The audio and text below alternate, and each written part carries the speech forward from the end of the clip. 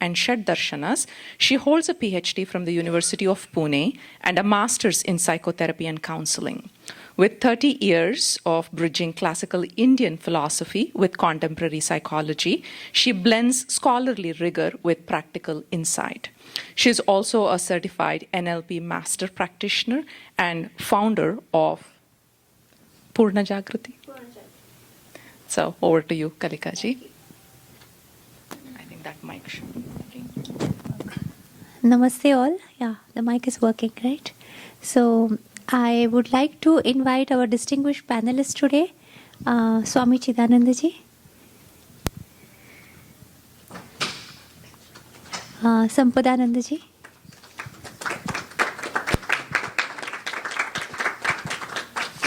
Aadit ji, and Viswajith.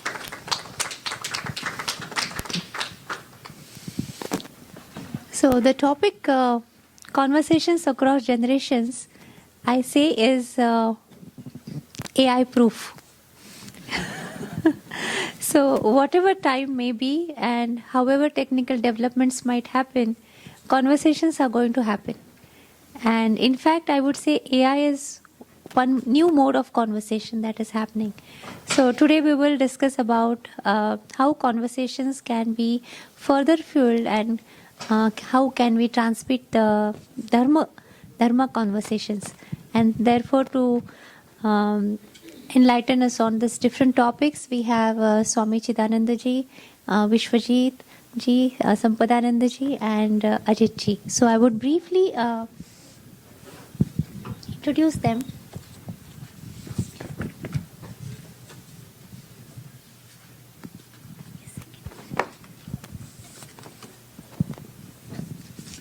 I don't want to miss out on anything. That is so important. So I would begin with Swami Chidanandpuri ji. He's a spiritual teacher and author, a respected spiritual guide offering a dharmic perspective on the challenges facing families and communities across generations in a rapidly changing digital world. Then Sampadananda Mishra ji. He is the Dean of Rishihood University, Center for Human Sciences. He is founding director, Sanskrit scholar, President of India Award 2011, founded Divya Vani, India's first 24-hour Sanskrit radio, associate editor. He has edited 12 volumes, collected works of Ganapati Muni. And we have Viswajith Malampati with us. Most of you know him because he is a national president of Hindu YUVA, Washington, D.C., digital political communications professional, former digital director. Congressman Zach Nin bridges youth civic engagement with Dharmic identity at Keshavam Community Center, DC. Then,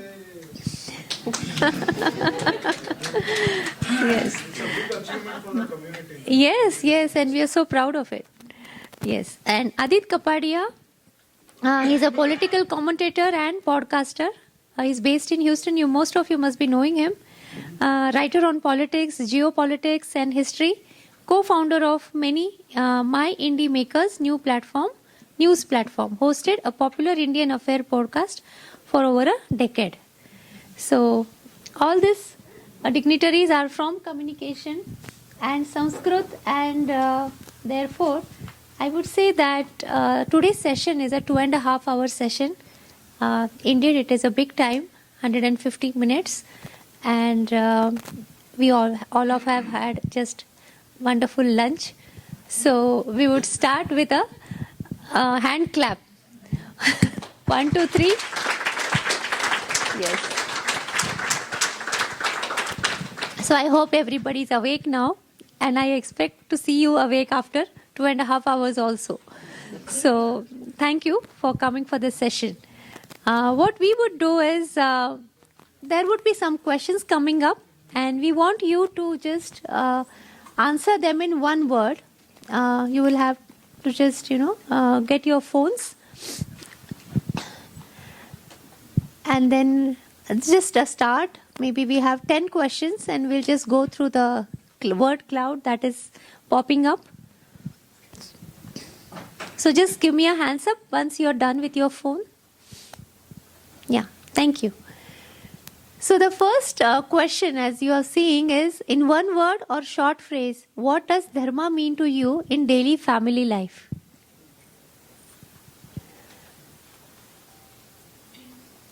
Good manners, seek truth, unclear, integrity, lacks clarity, kindness, obligation, behave ethically, role modeling, seek truth, responsibility, samskara, spiritual integrity, kindness, respond to the needs. Yes, another minute. And then we'll move on to the second question. Mentally healthy. Yeah, that's a good answer. So, yesterday we came across multiple definitions of dharma and we keep reading about it. But still, each one of us have an understanding about dharma. So, that one word which you feel is dharma. Taking care of each other, respond to others' needs, enlightenment, harmony, restraint, transparency, lacks clarity. Yes. Thank you. The second question. What is the most important quality for good conversations between generations? Humility. Listening. Compassion, trust, patience, perspective.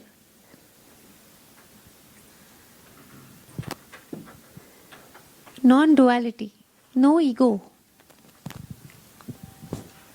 pleasantness, empathy, open mind,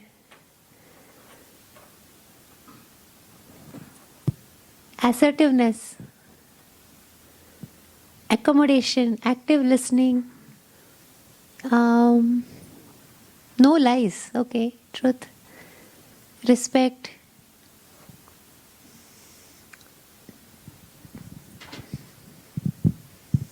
understanding, mutual understanding, gratitude.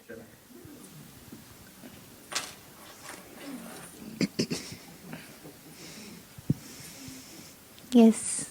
Next. Yeah. How can Sanskrit or traditional language help connect generations today?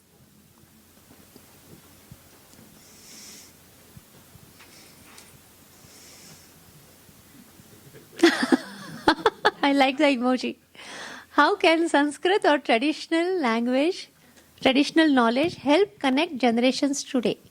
Don't know is a perfectly good answer. Don't know, yes. We're going to answer that question in the next 2 hours. Through stories, clarification, common understanding, value system, mother tongue, swadhyay, common understanding, okay, connection to roots, moral clarity.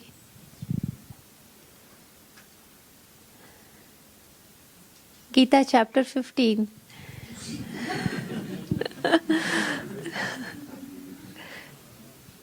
Enlightenment journey. Okay, nice. Learn it.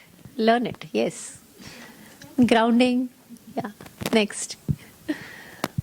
Which teaching from Gita or Upanishads help most with modern life challenges? One word.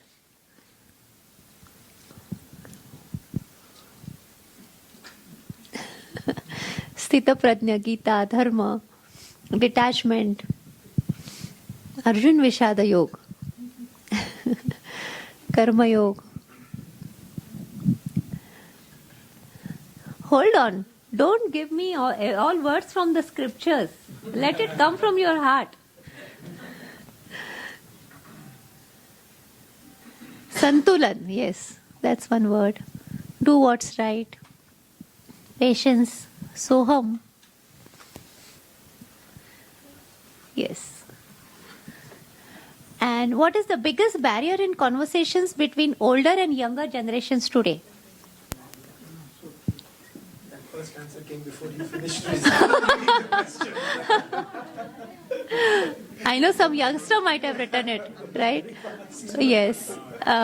Failure handling, ego, misunderstanding, cell phone. Okay.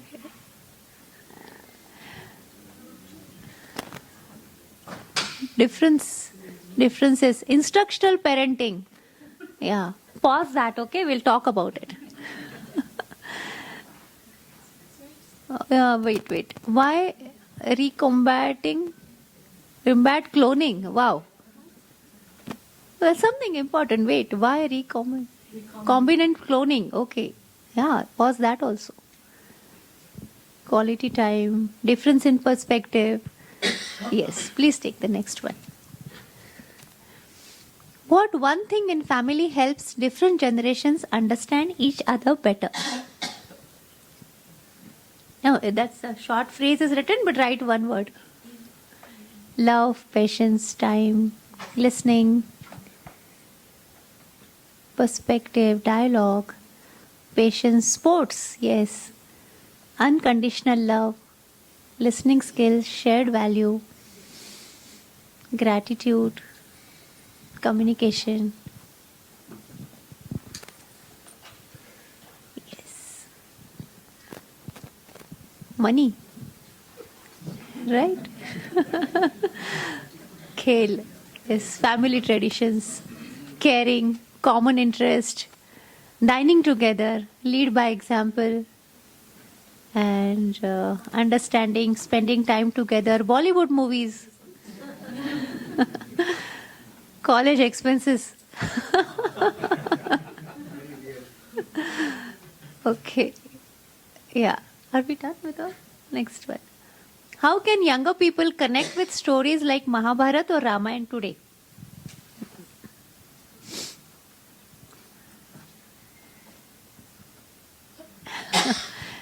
Okay. Skits, talking to their elders, anime skits. Tough one. Anyway.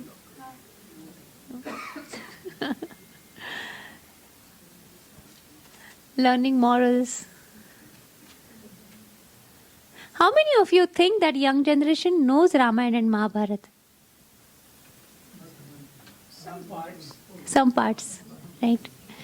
Yeah. They look mythology of everybody else, the Greek and this and that, so why not ours? No mythology. So they see, for them it's all same, right? So Okay. Okay. Book reading childhood. Okay. Yeah, change it. Next one. Why is listening important when passing wisdom across generations? Why is listening important when passing wisdom across generations? Different perspective builds trust to show care, better understanding, builds trust.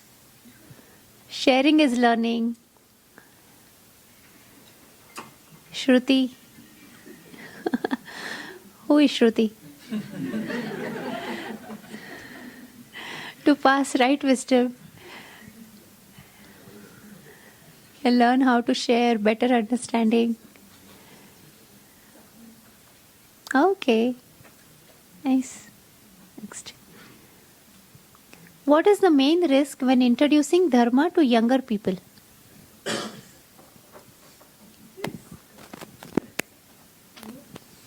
Is it a risk? Risk of being ignored. Yes. Not ready. Rejection. Misunderstood. Use it to counter parents. Fixed opinion.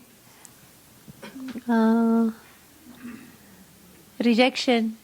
Relevance not understood. Cannot be translated. Long lectures. Yes.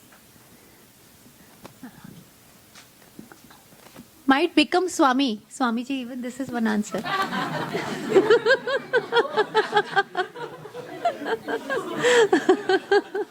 That's why he's our first speaker.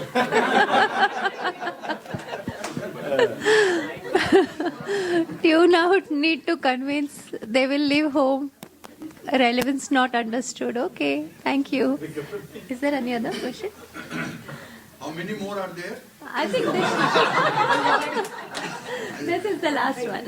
You want to hear the panel? Yes. This is the last one. Yes.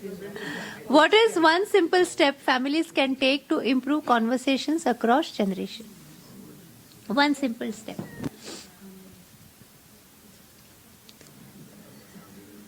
Spending time together, open mind. Yes.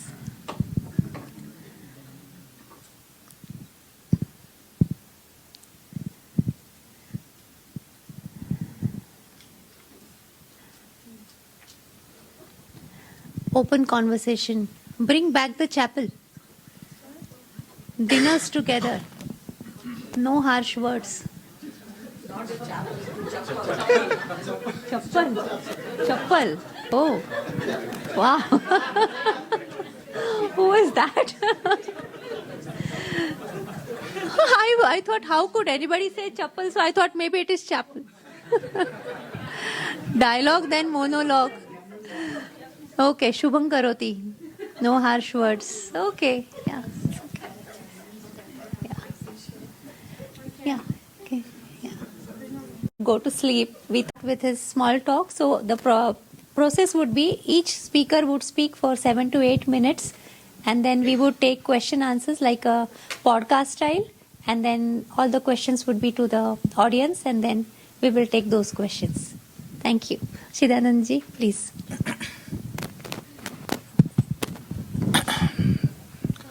Namaste to all.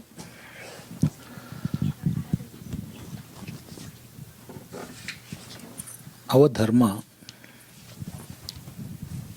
Sanatana Dharma, is the only existing samskara in the present day world. We had so many samskaras all over the world. Say in Greece, Rome, Babylonia, this America, Australia, Africa, everywhere ancient samskaras were there. And almost all samskaras had more or less similar values, thought patterns, especially respecting each other with mutual respect and acceptance. They were staying. But religions killed almost all samskaras. And the only existing ancient samskara is the Hinduism or Hindutva, or we can call it Bharatiya Samskriti, not Indian, I am saying. Use Indian because when we use Indian, no Caribbean Hindus will come forward, no African Hindus, no Nepali Hindus, no Sri Lankan Hindus, no Bhutanese Hindus. And those who are now following other religions and who will come back to their original source, they also will be kept apart.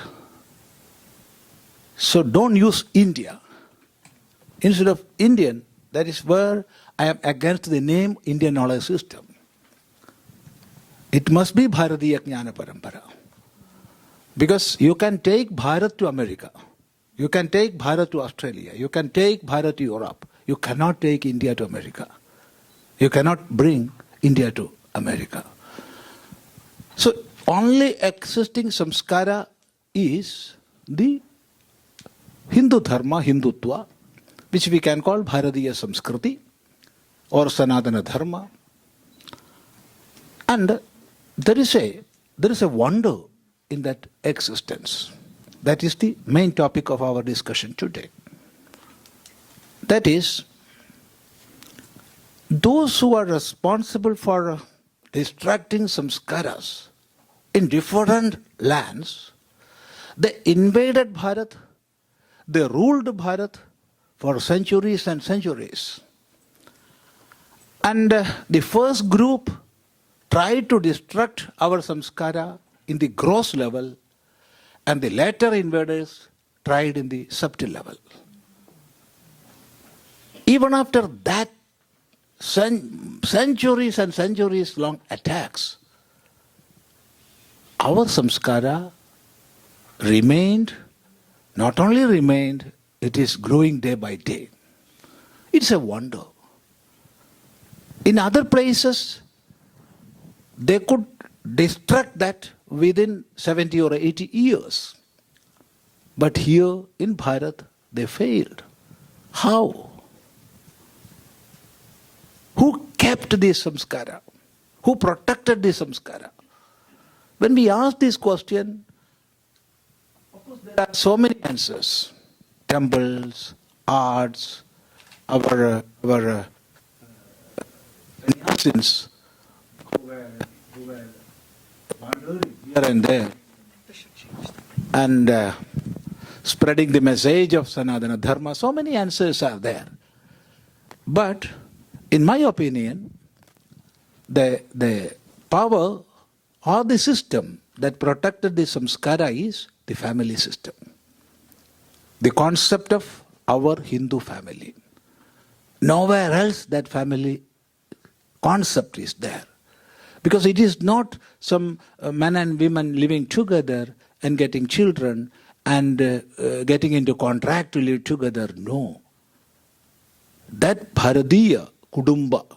See, there is something similar in two terms, Dharma and Kudumba. The root of Dharma, all of you know, it is Dharane.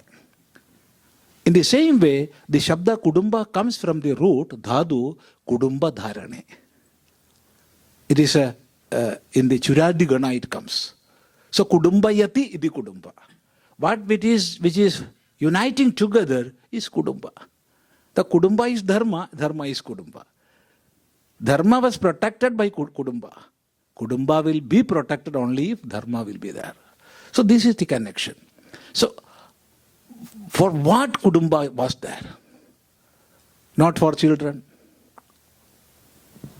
not for keeping money and wealth, but to transfer great values, rituals, all these from generation to generation through a proper conversation, transference of ideas.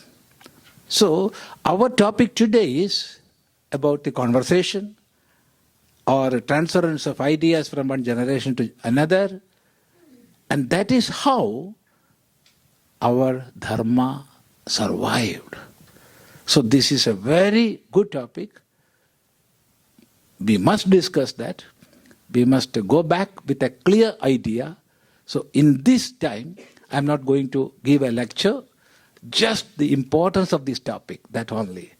Now after that, we can have dialogues, interactive session, in that you can ask whatever you want to ask, we can have that.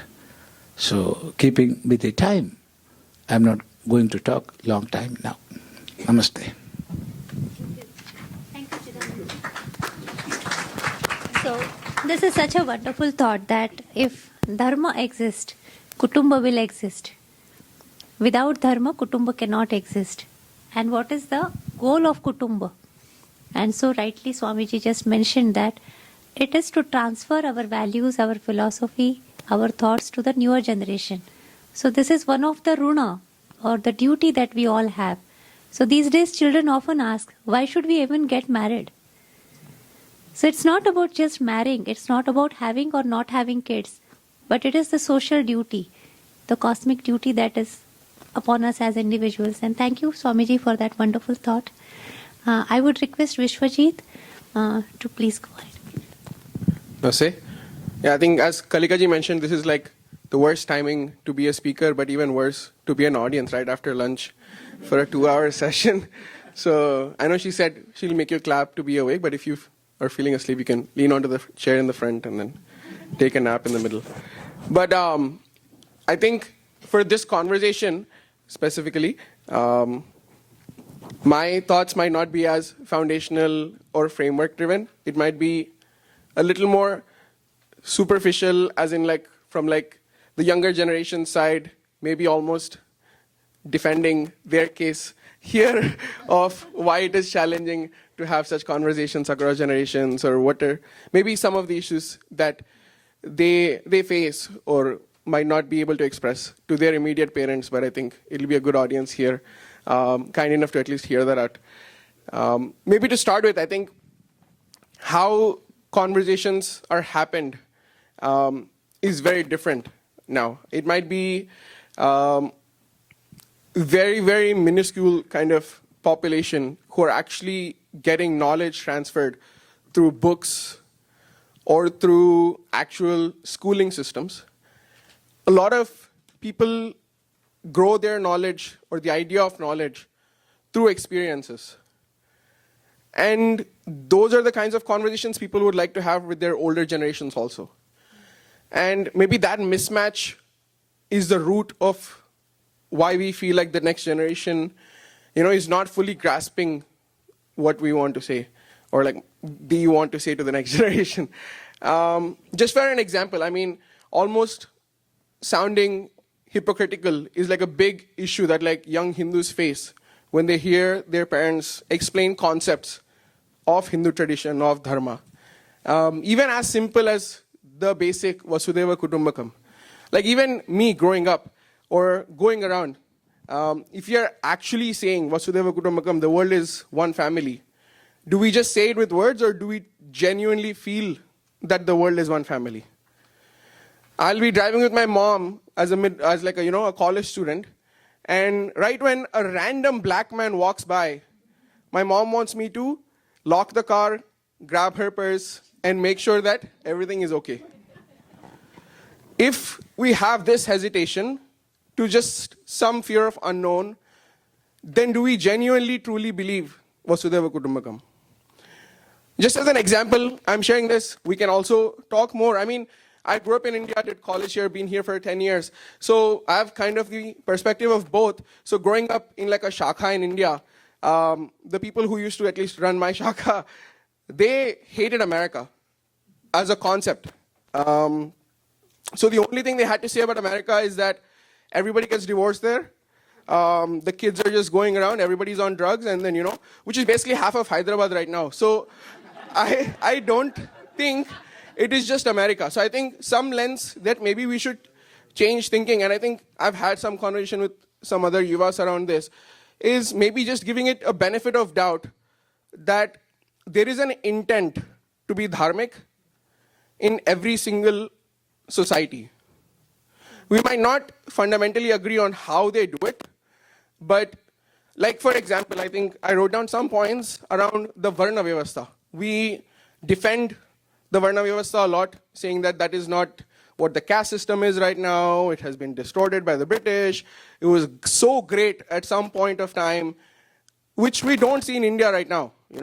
Even if there's a so-called Brahmin equivalent scholar from like a scheduled caste, my grandfather is still going to call him scheduled caste. He's not going to consider him as an actual Brahmin. Does that make sense? Which is the reality of the Indian society right now. But for example, if Aadit Kapadia has a PhD in Hindu studies, she's a Brahmin in the country. If there's a soldier serving the country right now, he's a Kshatriya in the country, and he's actually appreciated for doing that in America. All the bankers, the financiers that you think of can be the Vaishyas here, and all the tech professionals and all of us can be the Shudras who are in the service industry. So if you think about the Varna Vyavastha, you can argue that it exists in some shape or form in America also. Probably even better than how India is right now. So I think the mismatch with these generations is around the concepts that the parents really want to tell and their behavior or practice of those concepts in their day-to-day lives. I think maybe addressing that also would just be a good beginning of how the generations can change how they behave to make sure that the next generations would want to actually grasp the knowledge that we want to give them. Thank you. Thank you. So, I feel the title, Conversations Across Generations, basically has this underlying concept of dissonance.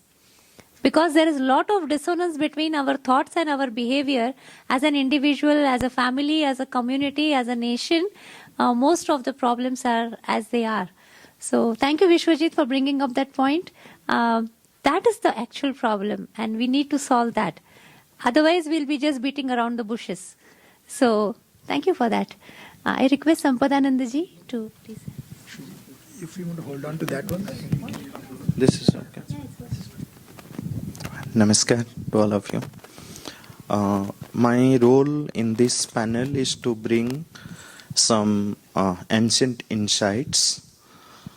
So when this proposal was given, having conversations across generations, so the very question which came to my mind, whether it is something new, a new problem, that this gap is completely new, or it's age-old problem, this conversation. So what immediately came to my mind is the conversations which happened in ancient times across generations. The first conversation,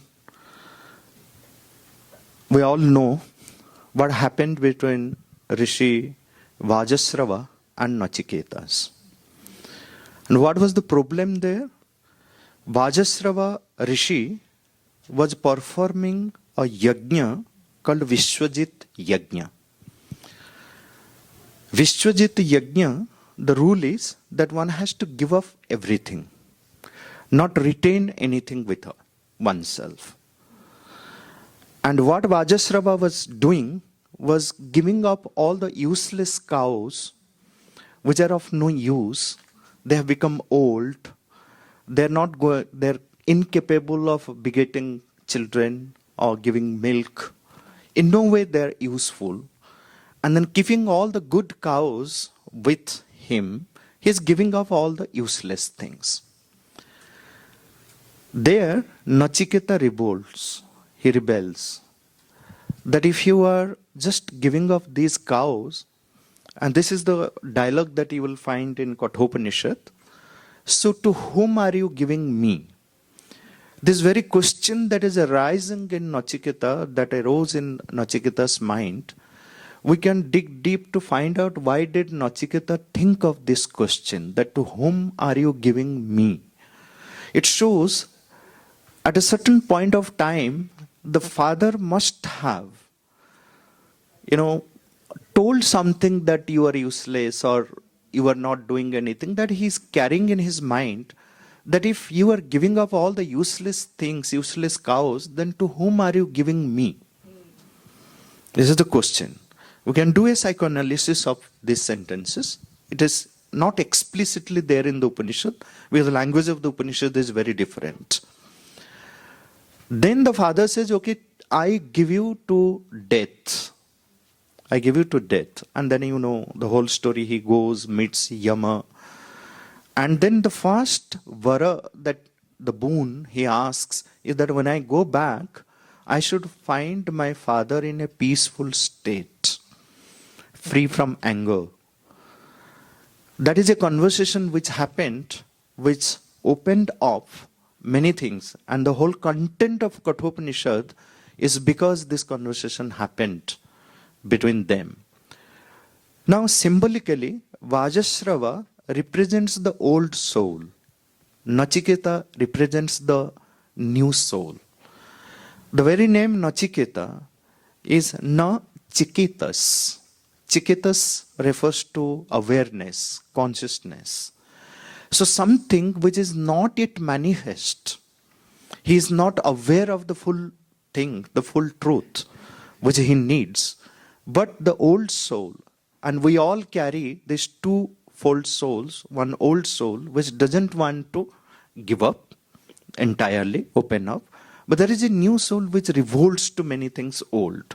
The very idea of while preaching about Dharma, about Sanskriti, about the ancient languages, we see very prominently that there is something that we push and then we try to convey to the young generations that maybe like we need to go back and become the past.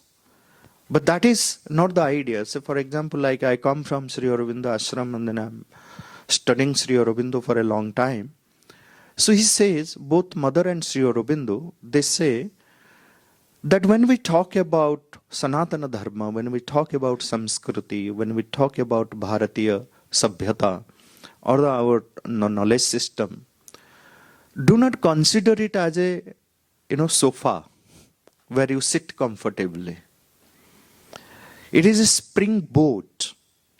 We should utilize the foundation, the insights of the past, the wisdom of the past, the spiritual force as a springboard to leap towards a greater future. And when you look at all the conversations which happened, they were all progressive. Then think of, and these conversations are happening in the family. Vajasrava and Nachiketa, there is a conversation and something comes out which forms the whole content of Kathopanishad. Look at how Bhrigu approached his father Varuna, asking him certain questions like what is the truth? This quest for truth was a family matter. You can see that in every family, every child asked this question, or the father inspired the children to find out the truth. Now Bhrigu goes to Varuna, says him, teach me, adhi bhagavo. So he says, instead of teaching him directly, he asks him that go and do tapas. He goes, does tapas and comes back and says that I have certain realization that I realize the matter is Brahman, Annam Brahmeti. He says it's fine, it's a valid realization that you have. He explains him. Then he says, go and then contemplate more on it. Let's see if there is anything beyond. So he goes, so like this, you have steps of realizations from matter to Ananda. And when he comes back with the realization of Ananda, the Bhrigu is not asking him to contemplate further. He says, oh, you are shining brilliantly. And I can see that Ananda manifesting in you. Then there is a conversation happening that forms a major part of Taittiriya Upanishad. There is a conversation which happens between Uddalaka and Shvetaketu. So look at, Uddalaka knew Shvetaketu, his own child, was not a brilliant child. He always spent his time in a manner that he was not interested in learning anything. And one day he called him, then asked him that, look, in our family, there was no Brahma Bandhu. You understand what is meant by Brahma Bandhu? Usually we translate it as the friend of a Brahman. That no. Here Bandhu means bondage, with whom you are bound. He said there was no one in our family from whom Brahman was a bondage. So you must go find out a teacher and learn of Brahman. So that's how Shvetaketu goes, comes out as a brilliant student, everything at the tip of his tongue. But when he came back, everyone was praising Shvetaketu, Shvetaketu, Shvetaketu. But Uddalaka was not convinced. He peeped through the window to see how was he walking, how was he talking, what was his body language. He said, this fellow has not learnt anything. When he came face to face, Uddalaka asked him, what have you learnt? He said, ask me anything under the sun. Everything is at the tip of my tongue. He said, okay. He asked him 3 important questions. Now, one thing we need to remember, while having conversation, are we asking the right questions? This is important. And why do we need to go back and refer to the Upanishads and our Shastras again and again? Please remember that to learn the art of questioning, how the gurus asked, how a father asked the right question. We do not know how to formulate questions, right questions. So he asked him, he asked him 3 questions. Look at the profundity of these questions. He said, do you know that, knowing which, the unknowable can be known, the unseen can be seen, the unthinkable can be thought of, okay, or the unheard can be heard. This is the question he asked. Yena ashrutam shrutam bhavati, adrushtam drushtam bhavati, amatam matam bhavati. And these 3 questions, Shvetaketu understood that I haven't learnt anything. He felt at the feet of his father and then said, Father, my teachers didn't teach me all these things. I don't know why. Can you teach me? Then there is a long conversation happening between Uddalaka and Shvetaketu. It's a beautiful dialogue that you will find. And there he explains how can one understand this higher aspect of the Brahman, so then that unseen can be, knowing which unseen can be seen, unheard can be heard, unthinkable can be thought of. A similar conversation happens between Narada and Sanat Kumara. Now what happens, why this is important? Because you find many younger generation brilliant. They know many things, far better than our generation or elderly people, even knowledgeable people. They know far great things and they know how to put it also. So the same way Narada, who was a brilliant person, he goes to Sanat Kumar and asks him that, can you teach me? He said, but you are already a learned person, what should I teach you? He said, no, you teach me. He says like, okay, tell me, what have you learned? Then he gives a whole list of words. I have learned this, I have learned this, I have learned this, all Vedas, Vedangas, everything I have learned. But then what else? Why do you want to learn more? He said, but all these learnings, they are not leading me to experience the eternal happiness, the eternal peace. And I have heard that Tarati Shokam Atmavit. Only, but so I know everything, but I am unable to get out of the suffering, the afflictions. So it's a very different. So I am not experiencing happiness. Then there is a dialogue which happens where Sanat Kumar explains to him how, this is where the difference between Paravidya and Aparavidya comes.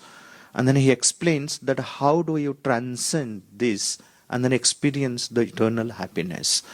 Now you see, the point is like when we are having these conversations across generations has been for a long time. But what we should learn is what kind of questions we should ask and then how do we answer. If we can learn the art of questioning and answering rightly, then there is a solution. So with this I will stop. Then going ahead, I'll bring more insights from the ancient literature. Thank you. Thank you, Sampadananda ji. So I like this analogy that Dharma is not like a sofa, but it's like a springboard. That if you jump on it, you still have to take a bigger leap. So, and of course, with the help of all the Upanishadic dialogues, Sampadananda ji has indicated how we can really take a bigger leap and understand reality and truth, which could be the aim of life. So, thank you, Sampadananda ji. I would request Aadit ji to give a small talk. Thank you, Kalika ji. I have the unenviable task of following 3 fascinating speakers, so I hope to not let you guys down massively. But, so this is a very interesting topic, conversations across generation. And one part of this is communication. And being from the media and in that space, that's what I would like to focus on. And the first question that I just have for the room is, are we having enough conversations across generations? And I want to do a caveat here, your kids do not count in this aspect. And most 80 to 90% would be kids having conversations with their parents or uncles or something, or vice versa. And we are not going beyond that. So the conversations we are having are relatively superficial in nature. They are about, oh, what did you do in school? Or what did you do this? You are not probing them deeper into what they believe in or even getting an idea of what they are understanding. And in this era of algorithms, AI, we've listened to that in the morning, and some fascinating, takes of how our world is changing. I was talking to the kids at Tejas yesterday, and I would recommend everyone to have a conversation. Some brilliant stuff that is going on. We talked about one point: thoughts without articulation is nothing. We can have the best thoughts in the world, but if we are not able to put it on a piece of paper, if we are not able to communicate, what good are those thoughts? And that is what is the biggest challenge that we're facing across generations. The older generation has great thoughts, and rather than, if they come to a point where they are not able to communicate, the general thing is like, bhai aisa hi chalte aa raha hai, or that's what I was taught, so just understand and move along with it. And the younger generation will not move along with it. For Hinduism, we were talking about our dharmic values are all about questioning, right? Sampadananda ji just talked about asking the right questions, and then you'll get to the answers. So that conversation has to continue. So how does one deal with it, right? You can't just say, I have your best interest at heart, and end the conversation right there. They know that you have the best interest at heart. So you have to, there are going to be three major things that I'm going to talk about. And I'll come to that in a second. But the one major thing that I want you, King B is now going to speak. Listen to what A has to say. Listen to what you can add to that conversation and what you agree with and what you disagree with, because that is where the crux of this whole debate is. So the Indian-American story is incomplete because, and I want to focus a little bit on this because this is a major part of the discussion. Many people have moved here 30 years ago, 40 years ago. They've had kids here who were born and raised here. And this is where the biggest issue happens when you're talking about conversations across generations. How does one approach it? So the first step is you seek help of scholars. You basically encourage your kids to read those scholars. But the one caveat I would put is you read the books yourself. If you are telling your children to read a book, but you are scrolling Instagram or watching Sony or ZTV next to them, that's not helping the cause. Read the books themselves. Create a silent book club with your kids. If you guys don't know what a silent book club is, a lot of people, millennials especially, are members of silent book clubs where they go to cafeterias, read books in silence, and then talk about it. Why can't that be done home? Why can't we include dharmic texts or authors that have their books, whose books have been featured here, be a part of that conversation? You can talk about it in like all these settings. If we are scrolling and if we are succumbing ourselves to this algorithm, then we are being a part of the problem, unfortunately. Second, do not avoid uncomfortable conversations. And if you do not have answers, tell them you don't know. That's why I said that first or second question where someone said don't know. That's a very powerful word. I don't know. Let's figure it out together. What are your sources? Do you use ChatGPT? This is the most important part. The enemy of conversation is provocation. If we get provoked by an uncomfortable statement, uncomfortable comment, even made by our own children, by our own parents and stuff, that is it. The conversation ends, because then it becomes an arguing match. And if one good thing we are great at is arguing, right? Indians always joke, like if someone calls Indians tolerant, we flock to the comments saying, bol hum intolerant hai, bol hum intolerant hai, right? So we have to rein ourselves, be less provoked, be more open to conversations. And then sometimes, when you're sitting at the table during Diwali and someone says an uncomfortable conversation, that's okay. Deal with it. But one thing I want to, as I wrap up my talk and, we are going into a discussion segment, I want you to omit two phrases out of your lives. One, for the younger generation, omit, you know what I mean. No, your parents don't know what you mean. You have to explain it to them sometimes, as frustrating as it sounds. And for the parents, remove, this is what I was taught, you deal with it. No, you're not going to say that. Tell them, I don't know, maybe what I was taught was wrong, maybe what I was taught was right. I will talk to people like Swami ji here, or I'll talk to people like Kalika ji here, and come up with a response. So as long as we are giving ourselves the promise that we do those two things, the conversations across generations will flow a lot easier. Thank you. Now, Kalika ji, you've let us speak, but we would also like to hear what you have to say on this, and you've done some great work in it. So I'm going to pass the mic to you. Thank you. Thank you. I would not take much of time because I want panelists to speak more. But just setting up the whole setup is when we talk about conversations, conversation is as old as civilization. Conversation is as old as human beings. And today we are sitting here because there was a conversation happening thousands and thousands of years back. As Sampadananda ji just mentioned, he mentioned some dialogues from Upanishads. So across the globe, wherever human beings exist, conversations happen. And the transfer of knowledge happens from one generation to the next generation. So this is happening and this will keep happening. The purpose of the discussion today is how do we transmit the Dharma conversations going forward. And then we come to the basic concept is what is Dharma and what is it that we actually want to transfer. So I just was happy when, you mentioned, right? Everybody has to be very open, unbiased, and we shouldn't judge each other. Is it dharmic? Yes. Fundamentally, it is dharmic. So it's not that we use some jargons and then say that now we are transmitting dharma, sit and listen. It's not going to happen. Like I'm a teacher of Upanishad, Bhagavad Gita, and if I go and sit in my house and start talking about it to my kids, will it work? It may not work. It will work only if they see that these principles are in action at least to some extent. And if we agree that as parents we are not perfect, nor anybody is perfect, nor husband and wives are perfect, no marriage is perfect, no family is perfect. If we are in a journey, let us all be like a team and take it as a journey of inquiry, journey of knowledge. And I think from there, the beginning of good conversation would happen. So for that, I think we should be so thankful to our ancestors that today we are here and we are so enriched with the traditional scripts and Upanishad, Ved, Bhagavad Gita, the Dharma Sutras, Manusmriti, Patanjali Yoga Sutra, Yoga Vasishta, Ramayana, Mahabharata. You name it and there are so many of it, right? So this is also kind of conversation that is happening. And as we are talking about family conversation, there is also conversation happening at the social level. The society is communicating generations after generations. There are narratives in the society which are transferred. Narratives that we are winners and narratives that we are losers. Narratives that we are conquerors and narratives that we are the conquered. We are the colonizers and we are the colonized.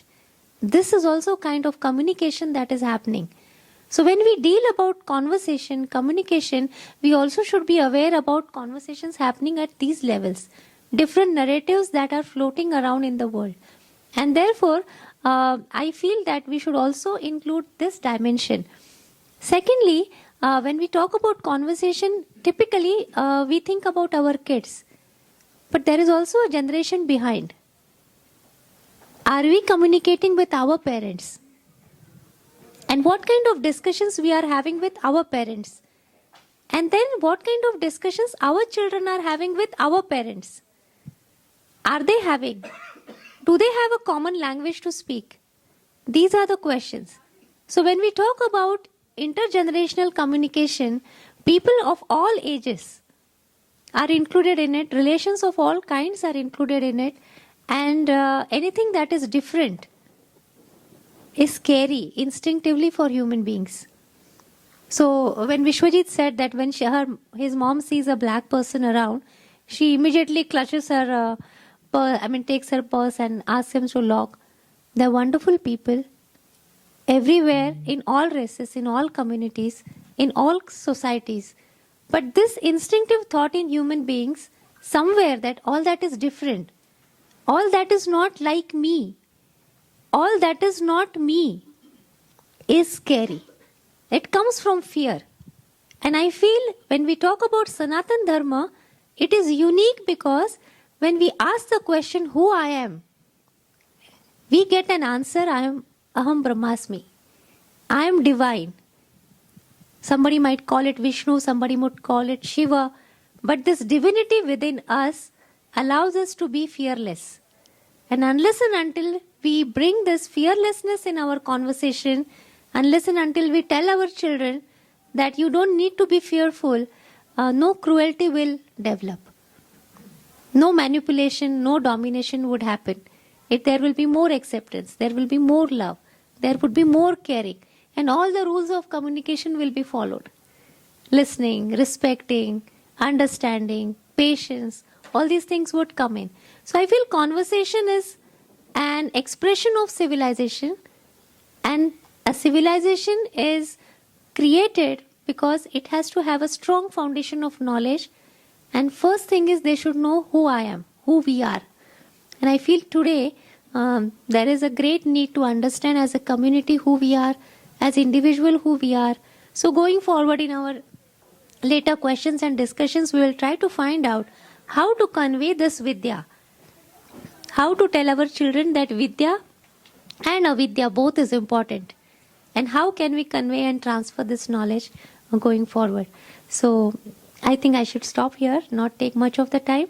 But I would take one question for each panel, and that way we'll continue with the discussion. Give me 1 second.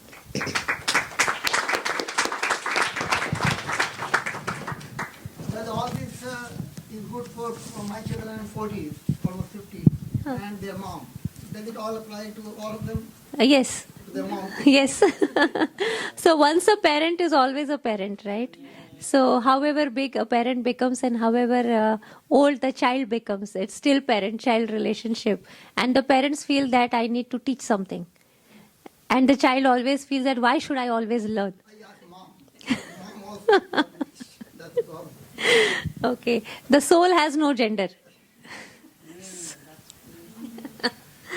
So this solves all the problems, with all the genders.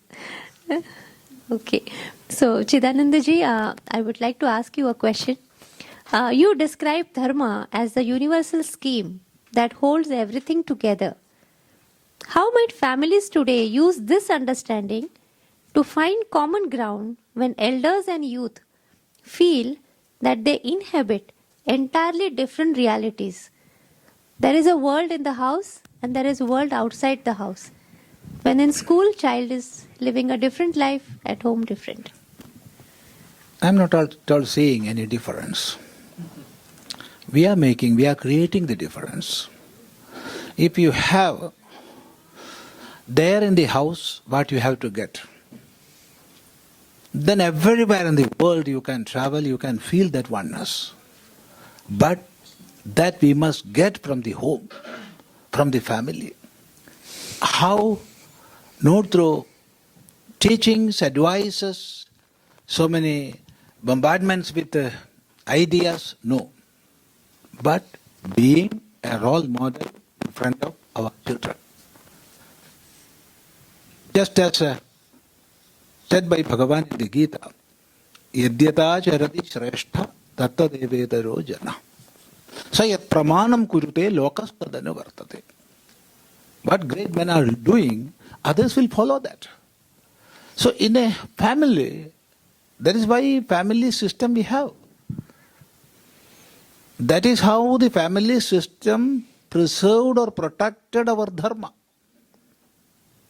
Not by teaching, but by being role models in front of the next generation. If we can do that in the home, if we can make that in our family, those who are growing from there will not find any difficulty to be anywhere, whether it be in the street or in the college or in the university or wherever it is. So that we must make. And one more thing, in the name of dharma, in the name of bhakti, in the name of this or that, don't make a system and within 2 lines you fix your children. Don't exceed this. No. Understand their individuality. Respect their individuality. This is most important. Otherwise, what will happen? Our children will follow us up to an age of 11 or 12. After that, they will be deadly against this. This I am seeing everywhere. This I am seeing. Because you are teaching, but you are not showing. They are not seeing in you what you are speaking. So if there is a family system that we had, even now it is there. That is why we are living in this world. Not by books, not by Upanishad, not by Veda, not by Itihasa, not by Purana. But as there are so many families who are following this, that is why Hinduism is still existing and flourishing. And one more thing connected with that, we were discussing about the conversation. The main aspect of conversation is you must respect the other. There are two, one myself and the other. The other may be multiple, other may be single, but we must respect that. Even if he is not respecting. I will tell you one experience. This is not a time for a long talk, but still, this you must know. Here in America, it happened some years back. I was on a lecture tour, and as a part of that lecture tour, there was a session with youngsters. So I was invited by a girl, and she introduced to Swami Chidanandpuri in the best way she can. And when I was about to start the lecture, what I saw, there were 30 or 40 youngsters. Nobody was looking forward. They were looking here, they were looking here, somewhere scrolling on their smartphone. Start a conversation. So I said, you people don't fear that I'm going to give a lecture. No. I am coming from Bharat, and I am a sannyasi in the tradition of Shankaracharya. I know something about Dharma, some aspects of Dharma. But you people are studying in universities in America, and in many aspects you know much more than me. And in some aspects I know much more than you. So we can have a conversation, we can have an exchange of ideas. With this I stopped, and I asked them to ask questions. Then one girl, even now I am remembering, maybe of 19 or 20 years, she said, you are boasting about Hinduism. What is your idea of how you are considering transgenders? This was the question. See, I was not boasting. I didn't speak anything about Hinduism. Nothing, practically nothing. I talked nothing there. But she had preconceived notion that this is sannyasi. As a sannyasi, he will boast about Hinduism. And on that platform, she was starting that talk. See? Then I said, I didn't boast anything.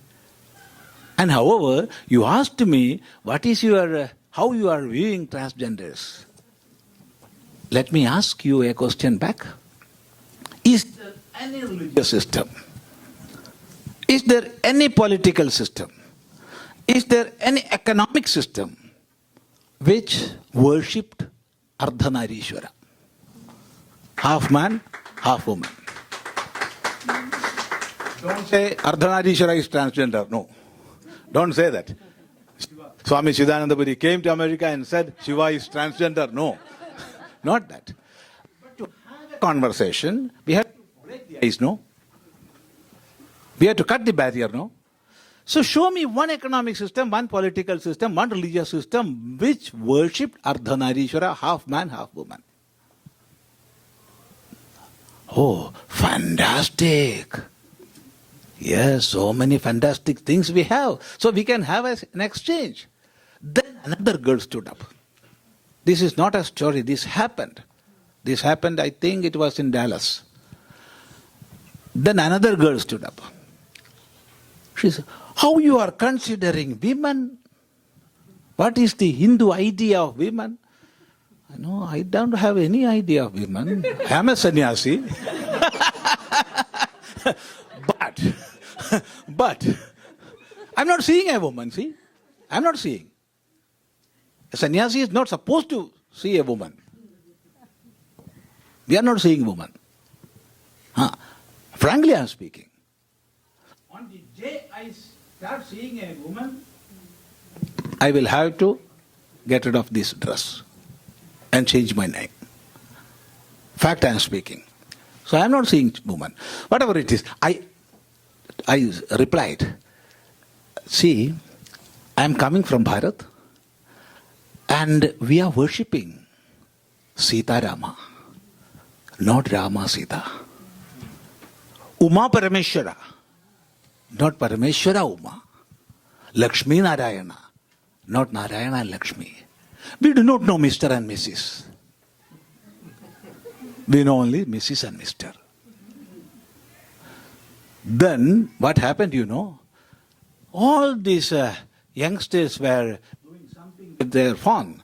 So I was wondering, even after all these talks, they are not paying any attention. They are looking into some apps. No, they were calling their friends. So within 10 minutes, the wall was packed. And to my wonder, what I saw, the wall was moving. I am seeing for the first time, the moving wall. The hall became bigger. The talk was for half an hour and it lasted for 3 hours. This is not a story. What I am saying is, we must know the language. We must know how to touch the heart. Touching the heart is main thing. So you must now talk from brain. It won't enter the heart. If you are talking from brain, it will enter the other fellow's brain. It is of no use. You can be a scholar. You can get enormous salary from universities. But it will not touch the society. To touch the society, you must speak from heart. That you must have. When talking with children, maybe your children, all are our children. Elders or youngsters. So this we must know. And one more, that the word I don't know, that is the greatest word. In the Upanishad it is there. Yadi vijñāsyāmaha sarvam havo vakshyāma iti. If I know, I will tell. See, who is saying? Very embodiment of wisdom and knowledge. Sage people are there. Yadi vijñāsyāmaha, if I know, sarvam havo vakshyāma, I will tell everything. That is the language. That is the language. That only will make a conversation. Namaste. Thank you.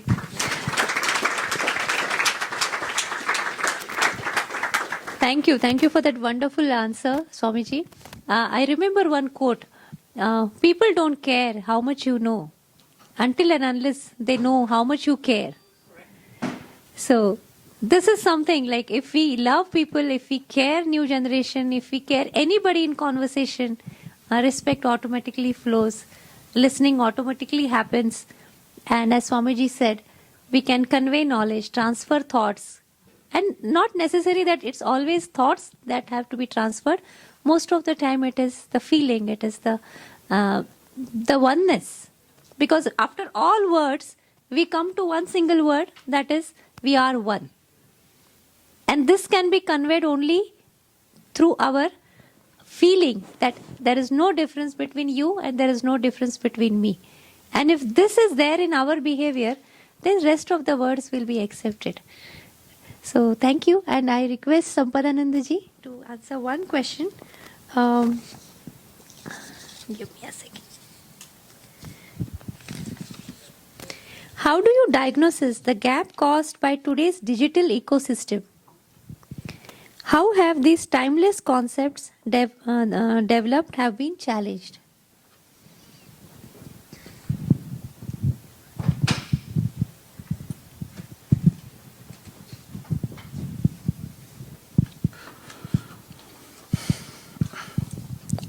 This is the major question across everywhere.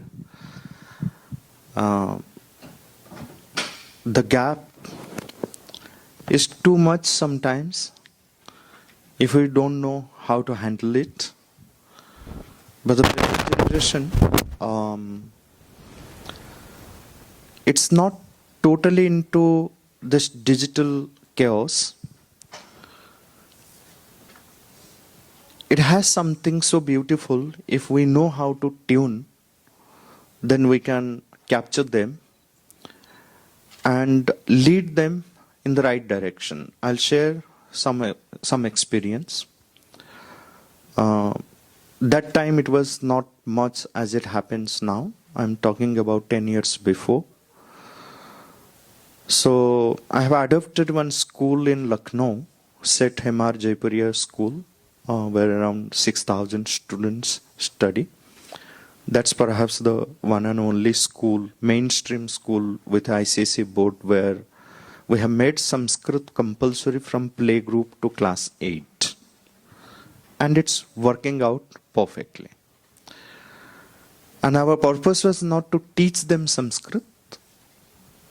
That, of course, they will learn Sanskrit. But through that, the whole Bharatiya Jnana Parampara and the Rishi Parampara. So there, the idea was to make them civilizationally rooted, culturally informed. Then we decided that through the textbook they're studying, but we should have a kind of spiritual retreat for the students.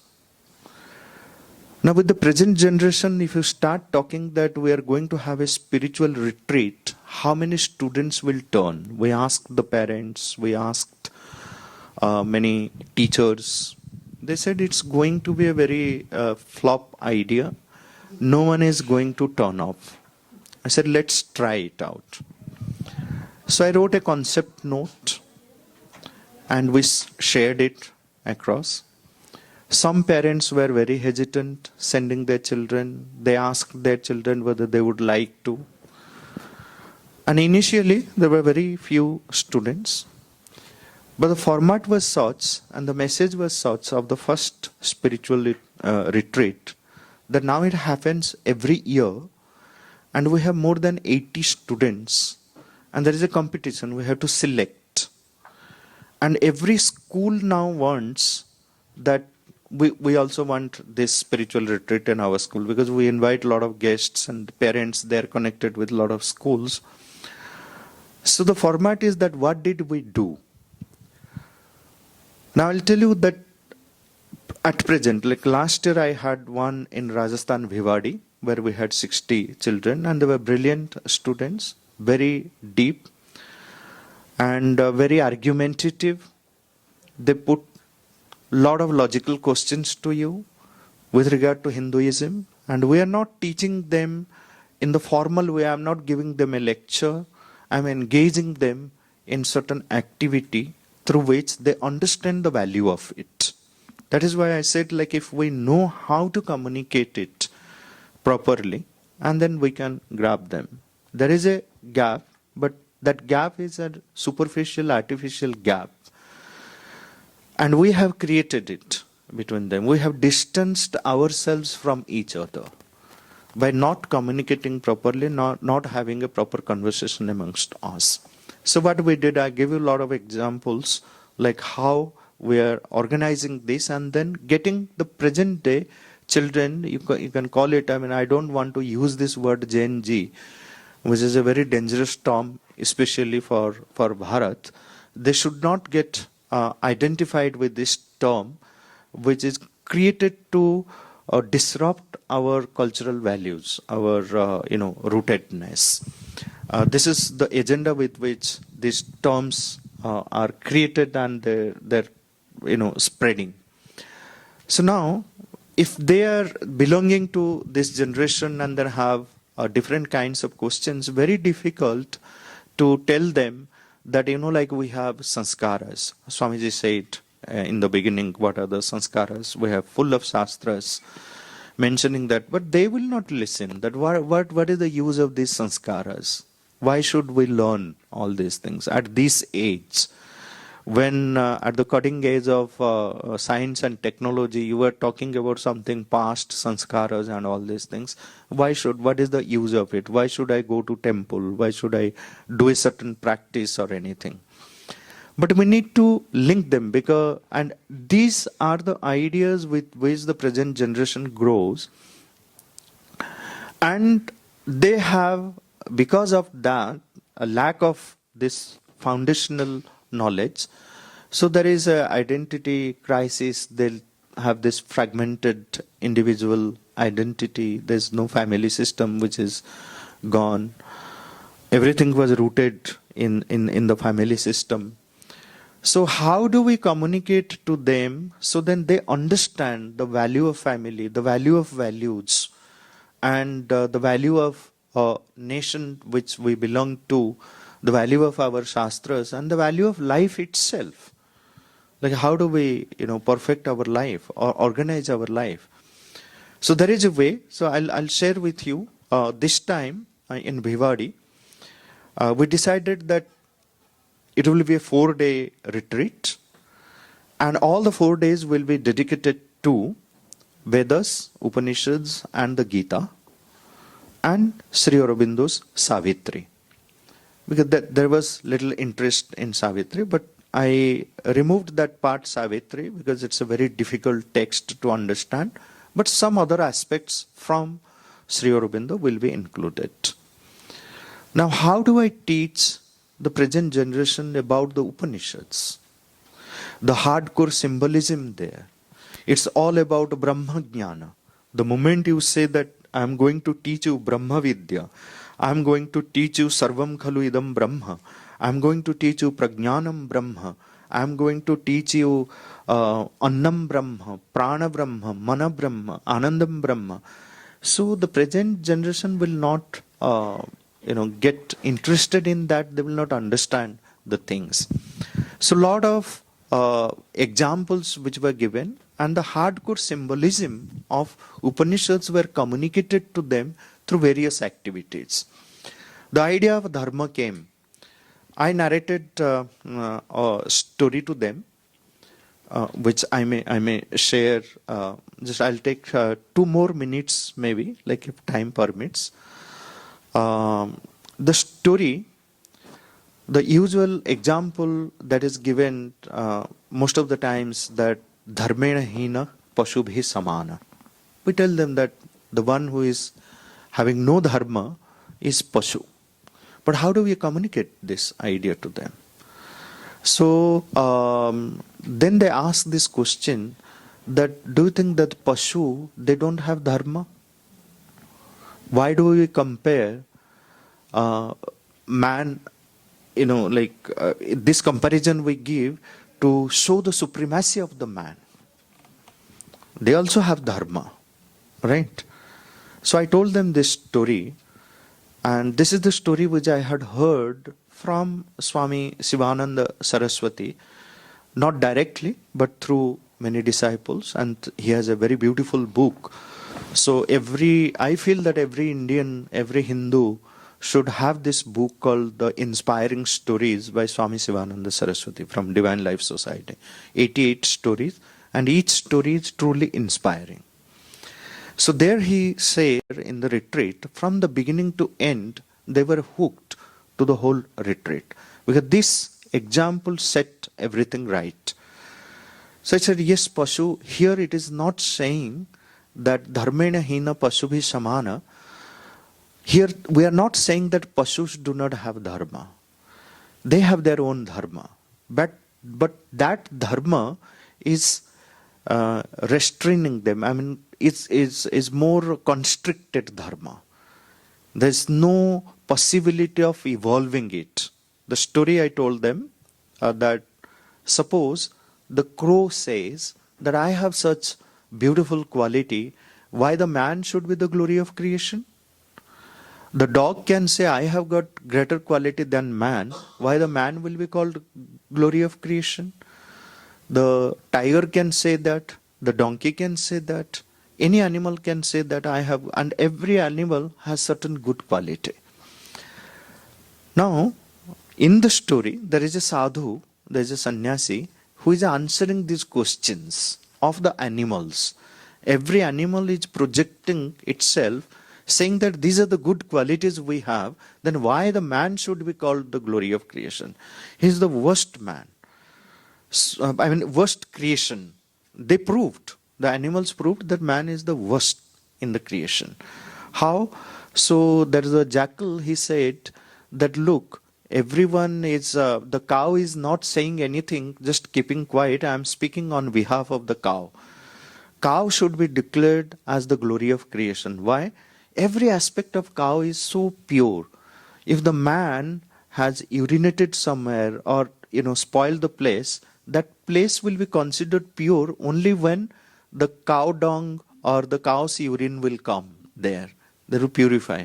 If the man doesn't take bath for 3-4 days or does anything, no one will even sit beside it. But we animals don't take bath. And we are, like fond of gods. Look, every god is keeping one animal with them. Ganesha is Mushaka Vahana, Shiva is Vrishabha Vahana, Lakshmi is Uluka Vahana, Durga Devi is Simha Vahini. So, but have you seen any god keeping man with them? No. So, why the man will be called glory of creation? Then the sadhu gave the final verdict where lies the answer to like why, how logically we will answer this question to the children. Then after that they will not ask this question. It is so convincing. So the sadhu said that look, I appreciate that every animal, each one of you, you spoke so openly about your own qualities. But please remember, the crow has a certain quality and all the crows in the world will have that quality. The crow cannot grow or develop or manifest the good quality of the dog in it. The dog cannot manifest the cow's quality in it. They're fixed. Because there is no possibility of evolution there. There is no possibility of evolving and manifesting these things. But man has certain element in it which differentiates the man from the animals, by the power of which the man can become Ananta Gunavan. This is what the Upanishads say, Ananta Gunavan. So he can manifest infinite qualities in them, all the good qualities in the world, the crows, the dogs, the cows, and everyone's good quality. And that is what is the Viveka Buddhi. And that Viveka Buddhi differentiates the man from other animals. Then also there was a question that, okay, it's fine. If the man doesn't develop or utilize that Viveka Buddhi, that man is worse than animals. That was the answer of the sadhu. Now, any answer that we give or any conversation that we have, are we having it with the Viveka Buddhi? That is what we have to see. At the center we have to keep the Viveka Buddhi. What needs to be answered? How it needs to be answered? If that Viveka Buddhi is well manifest in us, then the gap will be reduced. Not that the gap will be completely removed, but it will be reduced. Thank you.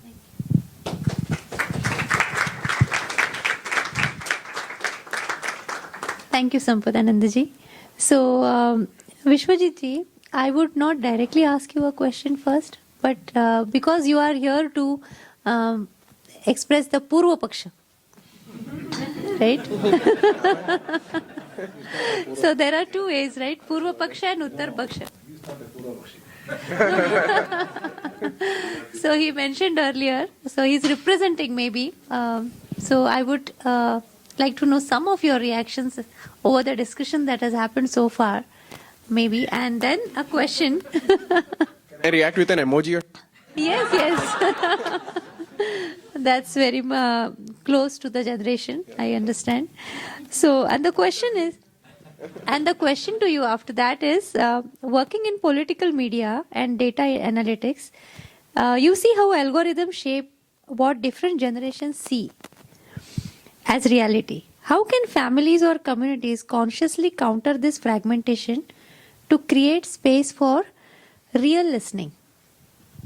Yeah, I mean, yeah, that was going to be my reaction also to the conversation. How many of us have liked, commented, or shared any Facebook, Instagram post in the last 1 week? Any post, like, comment, share, anything in the last 1 week? Awesome. How many of us have ordered a product on Amazon, Walmart, Target, anything like that, online, at least? All right, awesome. How many of us have watched a film, show, whatever that is, on Prime, Netflix, Hulu, HBO, which is most of the room, right? and call me a conspiracy theorist, but in the profession that I'm in, which is like political marketing, political data, whatever that is, if you buy a stroller, a milk bottle, and all that, you're in our new parent data set. If you buy a couch, mattress, Brita, anything like that, you're in our new homeowner data set. And it is scary that we do have the data of, don't tell my employer I'm telling you all this, but we do have the data of 270 million voters in America. And we can categorize each individual voter depending on, obviously, the demographics, which is the age, race, religion, gender, location. That is the easiest things to get. But we're also able to model based on what you watch, what you buy, every single thing. So at the end of the day, what information that you're getting on social media, you can think you're following people, it's my choice that, I'm following these people, that is the information that I'm getting, but it is not. It is people with a lot of money who are trying to push their information based on the information they think you like. Does that make sense? It's a little bit scary. So I think even the information source that we get are being promoted by people so much bigger than us. So the real way to actually get even dharmic information or actual conversations happening is people to people only. I think Swamiji mentioned that briefly around this idea of a mentor or a guru or even peer, like a community, is where I think a lot of people now realize that they can genuinely get the information that they want to seek or the information that will actually nurture them to be a better individual. And because you mentioned Purva Paksha, I'll just share an example also. I mean, there are right now, it might, at least for me, it seems a little bit shallow that we're still thinking about how do we only transmit dharmic education to the next generation. But foundationally, making any conversation dharmic, how does that happen? I mean, there are, I know, IKS stuff, all that happening in India. It seems still very new, all that. But in America, I already see examples of institutions that are being set up by young Hindu Americans, not for the Hindu community, but for the larger American society based on the idea of Dharma. Two examples I'll share and then stop. One is a group called Tusk and Quill. We can look them up also. They're right now being called as a media platform. But the idea behind for them to set that up is how can actually people have conversations with people that they disagree in a way that both of you grow, which is also the idea of Purva Paksha, and the inspiration is that for them. They're based in New York, but started off as a media platform right now, but they host regular meetups of young people, not just Hindus, young people in America in general who live in New York City right now, but of people how they can converse with each other on different topics to grow each other. So that is a source of how they are growing each other, growing their knowledge. The second group in the political sphere, because I'm in that space, is a group called Bridge USA. It was also started by a young guy, Manu Meel, from Boston, in this idea of people with different political opinions. I know even in India or here, they're not conversing. People of different political parties, people of different political ideologies. So on university campuses, Bridge USA is a huge organization right now in high schools and universities, started by a Hindu guy, but who truly believes that it is dharmic to converse beyond your political ideology or across political ideologies. So these two examples already exist in America that are rooted in Dharma, and I think they'll only grow more, for sure. Thank you. That's wonderful. Nice examples. Tusk and Quill.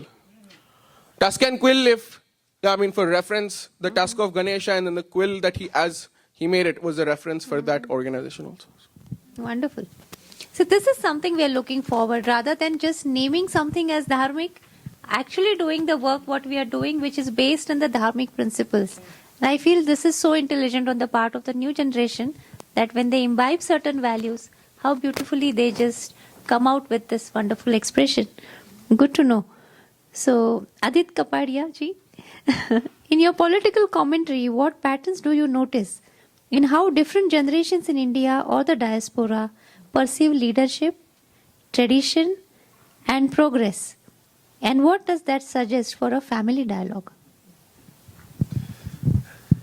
Do we have all evening? No, so it's a very important question because unfortunately, like a lot of the discussions and the disagreements that take place happen across political and cultural lines, and we just refuse to acknowledge them, right? In the American parlance, when we talk on media, they always talk about Thanksgiving conversations, which is when different generations get together on Thanksgiving and there's always an argument on the dinner table. We can have a substitute for Diwali or Holi in our conversation. But, you know, like I said in my earlier address, that we always had this talk about Vad and Vivad where, you know, generations came across and discussed more. That somehow seems to have eroded because we have taken the worse values of tribalizing. And unfortunately, I see that happening not just in the older generation, but also in the younger generation. So, you know, we always talk about the impact of WhatsApp. And that is the biggest sort of political impact in India, at least in the last 10, 12 years, where generations will talk to only their clique, their sort of friend circle or their political circle on WhatsApp. And rather than having conversations about disagreement, they will share messages that amplify their views. And one does agree that, you know, to some extent you need it also, but that needn't be what you do all day long. And so I think that's where the smart use of social media comes in, that you don't just engage with people that amplify your viewpoints, you also want to engage with people that challenge your viewpoints. And when we get to the cultural aspect in the Dharmic discussion here, you know, it sort of goes forward. Like we almost want to not have conversations about deep aspects of religion. We want to have conversations about just festivals or who else is in town, or are we going to the latest mandir event or something like that. But why does that event taking place? What is the Swamiji who is talking at the mandir? How does it impact you? Is it rooted in culture? Is it rooted in civilization? And can you simplify it for the next generation? So, you know, the trend is that people are sticking on to their cliques by, you know, engaging with what they're comfortable with.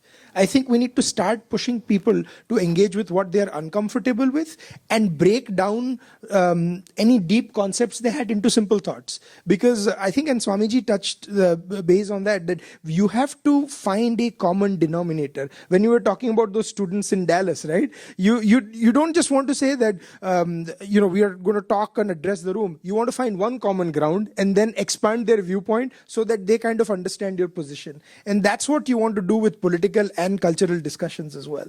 So, thank you. So, Kalika ji, you've asked us questions. I think I would like to ask you a question as well. You know, you've worked in with parents, Dharmic parenting and stuff, and you've had your work as a counselor.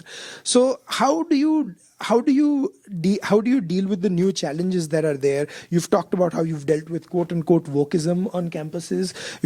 And on the other aspect, you've talked about, you know, Bhagavad Gita and introducing the cultural aspects to people. So I'm broad basing both concepts. How do you deal with both sides of that discussion? Oh, wow. Okay. So, I've been into counseling for many years now. So I've been counseling with families, children, and also into teaching. So always have connection with the students. And my students' age group is, it starts with 10, 11, and it goes to 1995.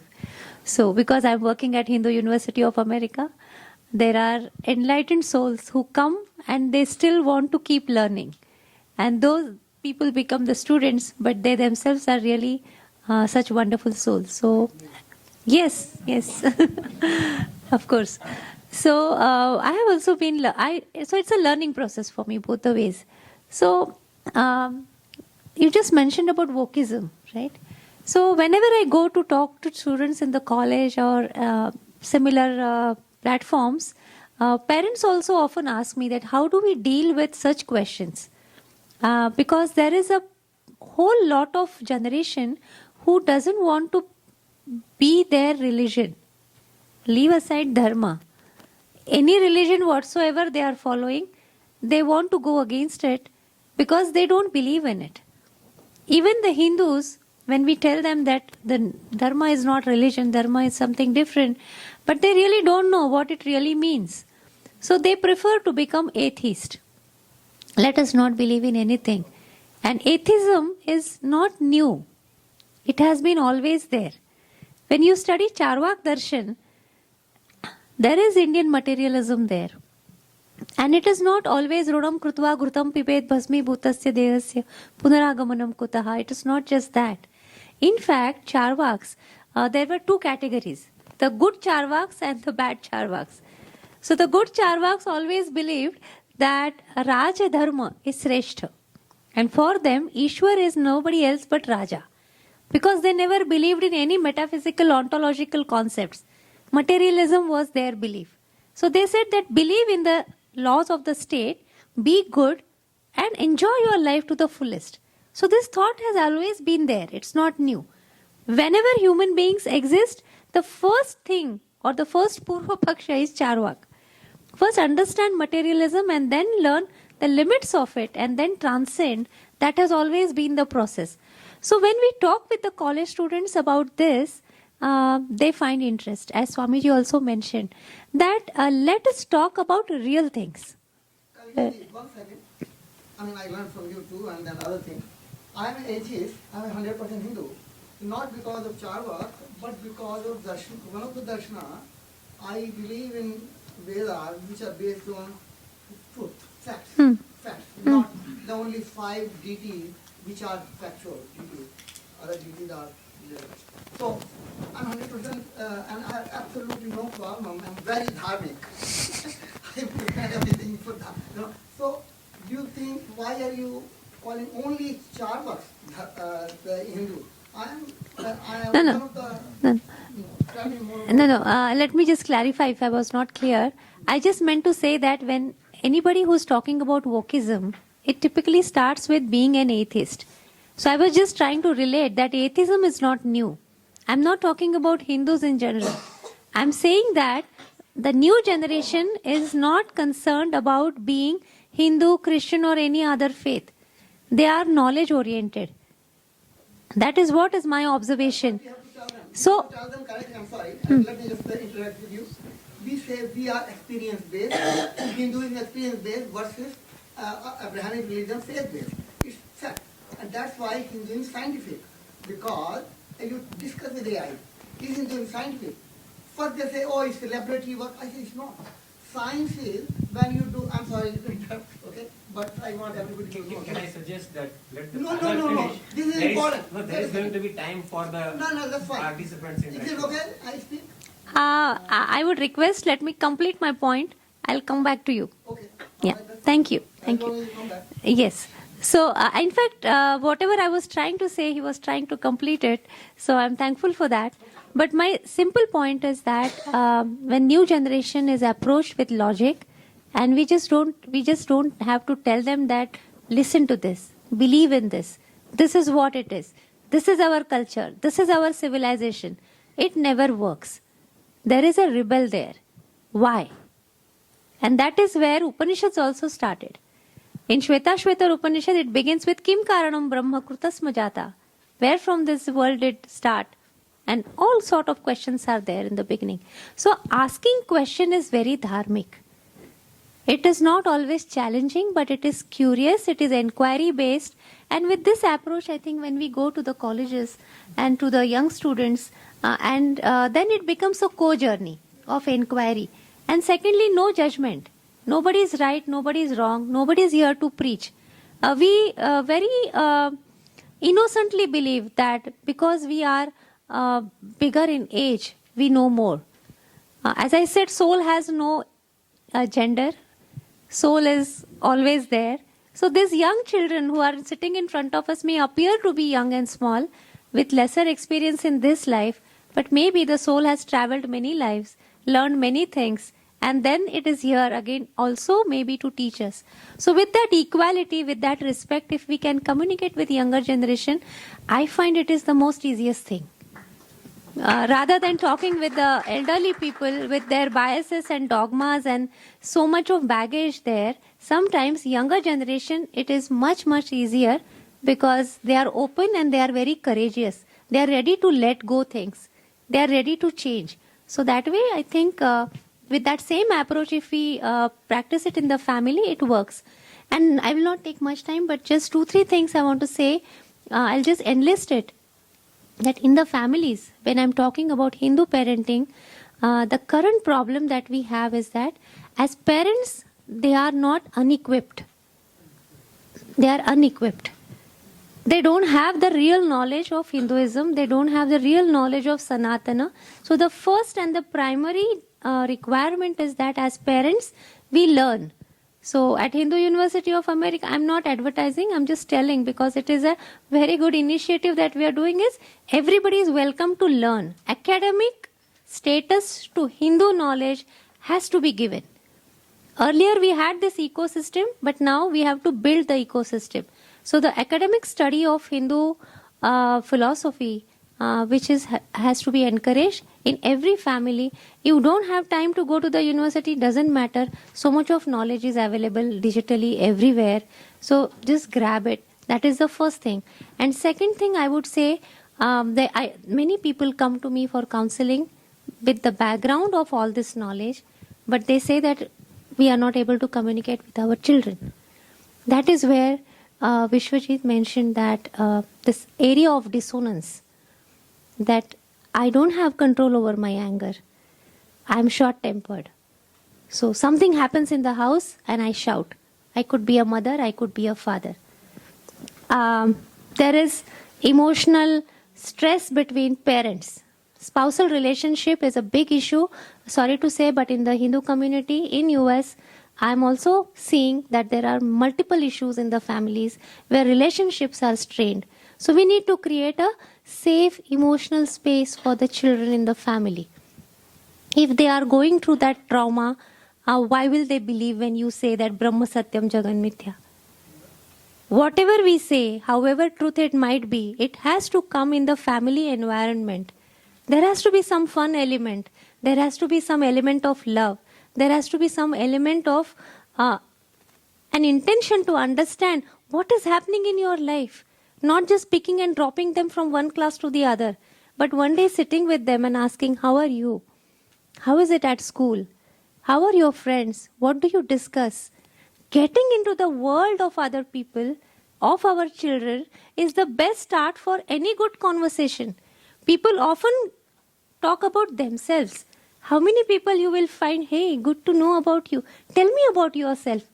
We all are in the conference. How many of you have met such people who are coming and asking, how about you? What do you do? Most of them will start saying, I am this, I do this, this is what it is. So the conversation has to be very genuine, very innocently true, where we are interested in other people. If this happens in the family, then the children are our friends. So a parent is a parent plus a friend. A parent is not just a friend. A parent is not just a parent. It is parent plus friend. So this Maitri, Karuna, Mudita, all that we learn, it has to come into practice. So loving, caring and knowing and practicing is really sufficient. It's not a big deal. If we are just true to ourselves, I think that authenticity can avoid little bit of hypocrisy that happens unknowingly also. I feel then conversations are smooth, every soul is intelligent. So we had planned number of questions for each of the panelists, but with the time thing, I see that we have less time. Only 5 minutes? 4:30. 4:30. So we have 35 minutes, and I wish if all the panelists permit me, we can take questions from the audience. Yes. So one by one. Before I go, Yeah, Arvindji is there. Ask. I'll come to you. I'll come to you. So this question is for Viswajith. But before that, I want to mention Swamiji talked about the certain colonizers trying to destroy Dharma at the gross level and then the central level. I think today we have colonizers who are trying to destroy Dharma at the next generation level. So there, the point you mentioned about academic studies is very, very important. So there is no substitute for that. So the question for Viswajith is about, I have heard many times people of our generation, older people, saying that for the younger generation to accept anything related to Dharma, we have to explain it logically and scientifically. And I have heard people going into all kinds of contortions trying to fit Dharmic concepts into logic and science. So how important is logic and science for the younger generation? I don't think it is at all. Especially if you want them to remain Hindu. If you want them to be professors of Hindu studies, maybe. But if you just want them to be Hindu, then I don't think it is needed at all. Like, for example, I can think of two things. Like, if you think of a Viswajith student organization doing an event for Valentine's Day, what would come to your mind? Like beating up couples and all that, right? In India. Yeah, but in America, Hindu Students Council, when I was a freshman actually in college, they celebrated Valentine's Day.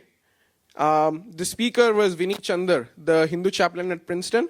He came by to do a lecture on Hindu love stories and explained Krishna's love. Love is not a relationship concept only, but he explained 5 or 6 categories. I still remember it, that his love, starting with Radha, because it's the most spiciest thing to start with, but he talked about his love for cows. He talked about his love for nature. He talked about his love for his praja. I mean, in a concept where like Valentine's Day is so romanticized, him talking about love of Krishna in these different aspects just inspires so many people. And I think with the understanding of your own identity as a Hindu, I also think that we're sometimes maybe over-glorifying the role the parents play, in nuclear families at least. I think there's a huge role that the community plays around them.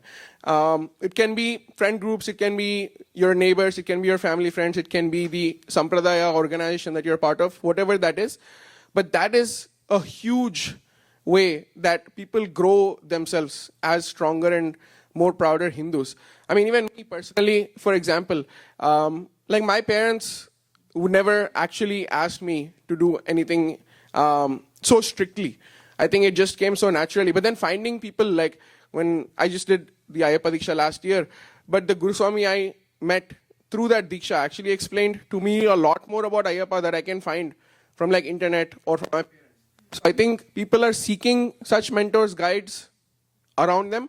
So I think people who are older than us should definitely be those mentors. And I think that is a lot more impactful than the connection to science and justifying. Sometimes it feels like we're just justifying for the sake of it at some point, that we're just trying to be better and then be scientific about it, which I don't think is as intellectually stimulating for the younger generation or even interested or relevant right now if we're not able to apply it. So I think there's a lot more experiential stuff that we can do for younger people. So your question. So I'm surprised at your answer, and I like Arvind ji ka your question. That's a very valid question, and you say that is not good. That is very, most of us are very scientific minded. But Hinduism is very different than other dharma. We try to mix up with religion because that's what British did. Because they wanted to put together. We should be able to say very clearly what dharma is. AI will help. AI is a big help. Ask AI, I was telling you, is Hinduism scientific? Yeah, either will say yes, or it might question, not exactly. But then you say, what science is doing same thing 20 times, same result. It's a scientific fact. And Hinduism is experience-based dharma, or experience-based, duty-based. There are two things you can say. Experience-based, that means it is scientific. Versus Abraham, they are faith-based. Second thing is, we are duty-based. So Sanatana Dharma is duties for the sustenance of all life, human, animal. These two examples are very basic dharma. And we should emphasize that. Then what you are saying is very different. Then forget about that and tell everything about those. So Ramji. No, I mean, I agree. I mean, if I say that I agree that Hinduism is scientific, like what about it? Like SpaceX is not using Hindu sciences to build rockets right now. So I'm just saying that... No, just... Kindly. So let me answer. So what happens is, that's why I'm saying, this is for in these people, their narrative. which you are filled with. Okay? Go to my website. There is analysis and asking AI that Dharma, what is this Mesopotamia? This is all made up for Greece. I have answered what were the conditions over there in Mesopotamia, Greece, even China, and of course Europe. You see that only India for 5,000 years had surplus economy, good weather year round, 3 crops. Then we learned because of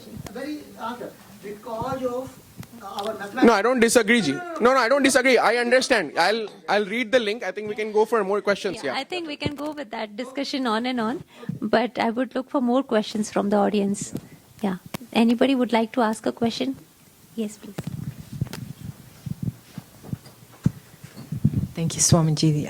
Yesterday you did an excellent talk on big impact, small talk.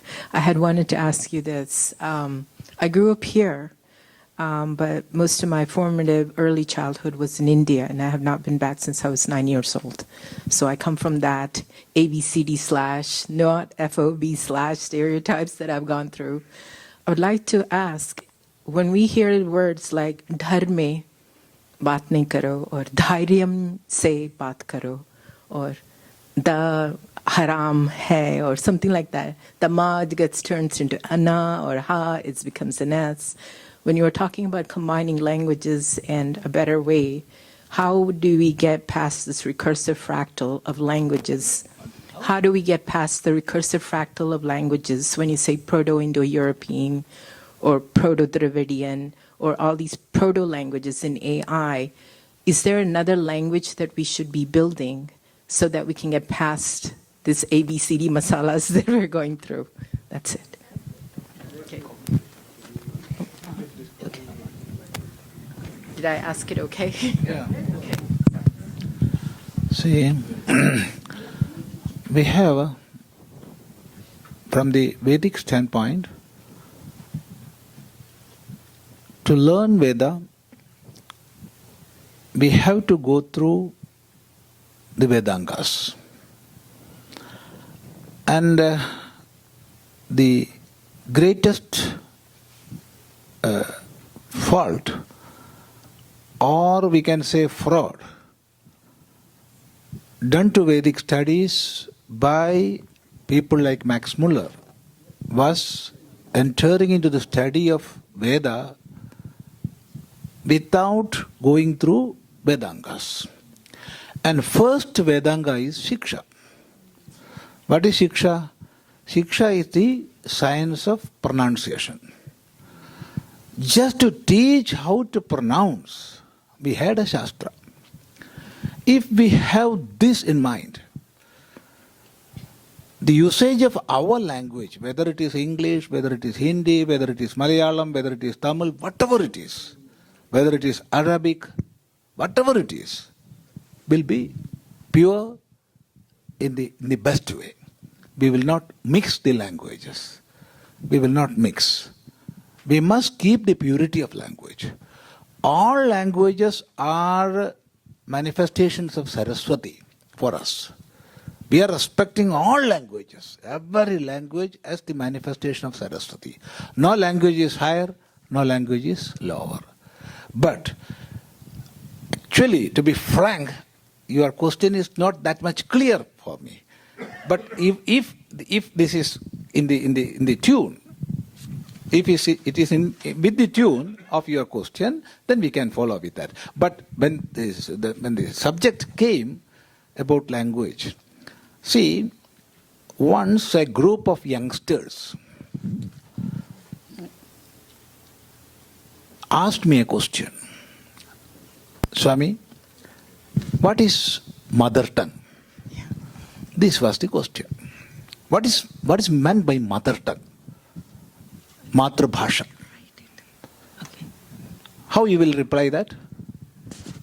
You cannot say the language of mother is your mother tongue. No. They won't accept that. Then I was thinking. Immediately a mantra came to my mind. And that mantra is Sa Bhasha Yaya Sopne Bhashate. That is the language in which you are speaking in Sleep. Dream. What's your language? In dream, which language you are hearing, which language you are speaking? Maybe English, then it is your mother tongue. My mother tongue is, the language I respect or I worship most is Sanskrita. I can speak hours and hours in Sanskrita. And I respect Sanskrita that much. But my mother tongue is Malayalam. In my dream, I am having Malayalam.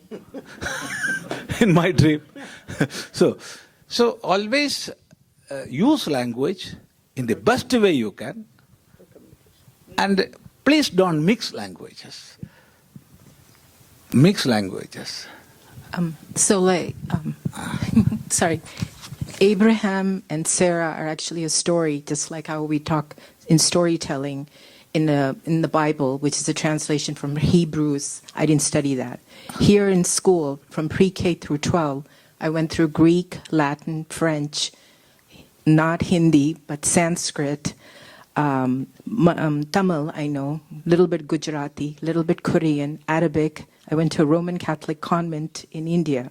I cannot tell you how many languages, scripts, and fonts and images this one child has gone through and still wondering, why am I inside this Jumanji Earth, planet in the context of undifferentiated interstellar medium and local galaxy group? Why is Earth here and why am I inside? That's what I need an answer for. And what does that got to do with language or anything else? Thank you. I got it.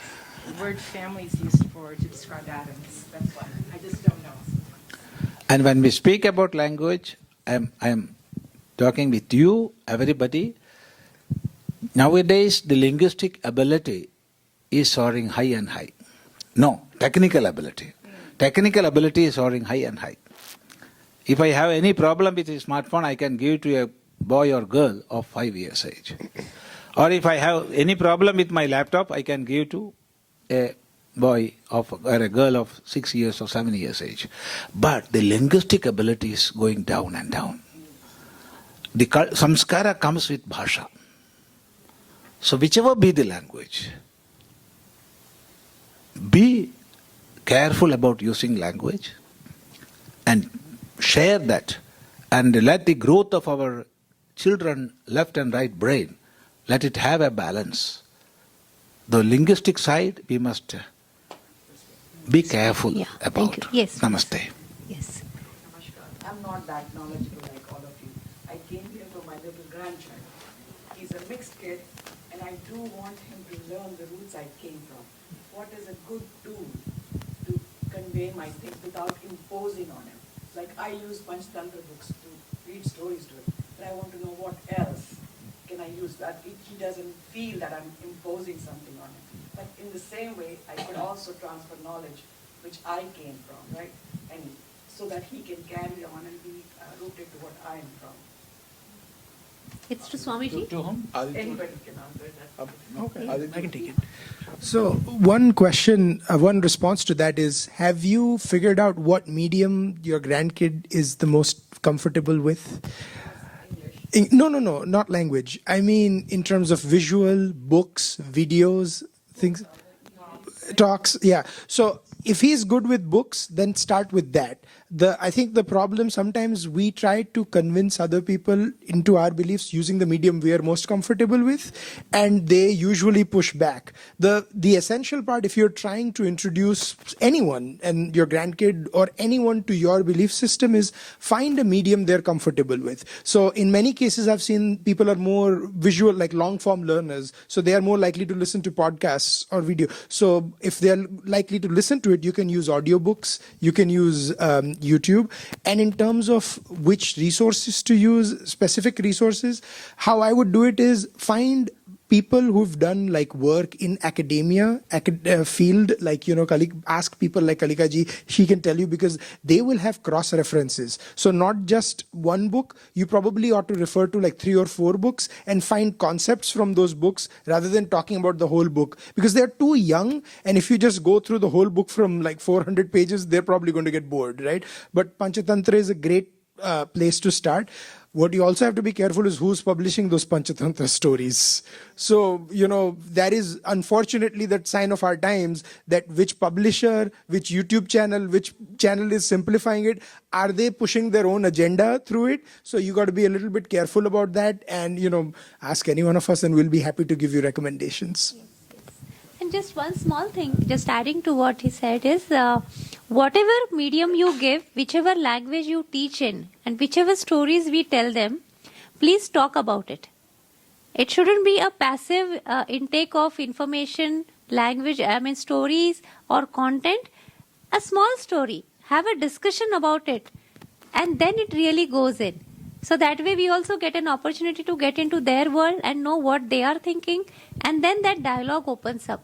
So I would say even a TV serial or a YouTube clip or an Instagram clip, whatever your teenager or a young child or anybody comes up with, have a look at it and then talk about it.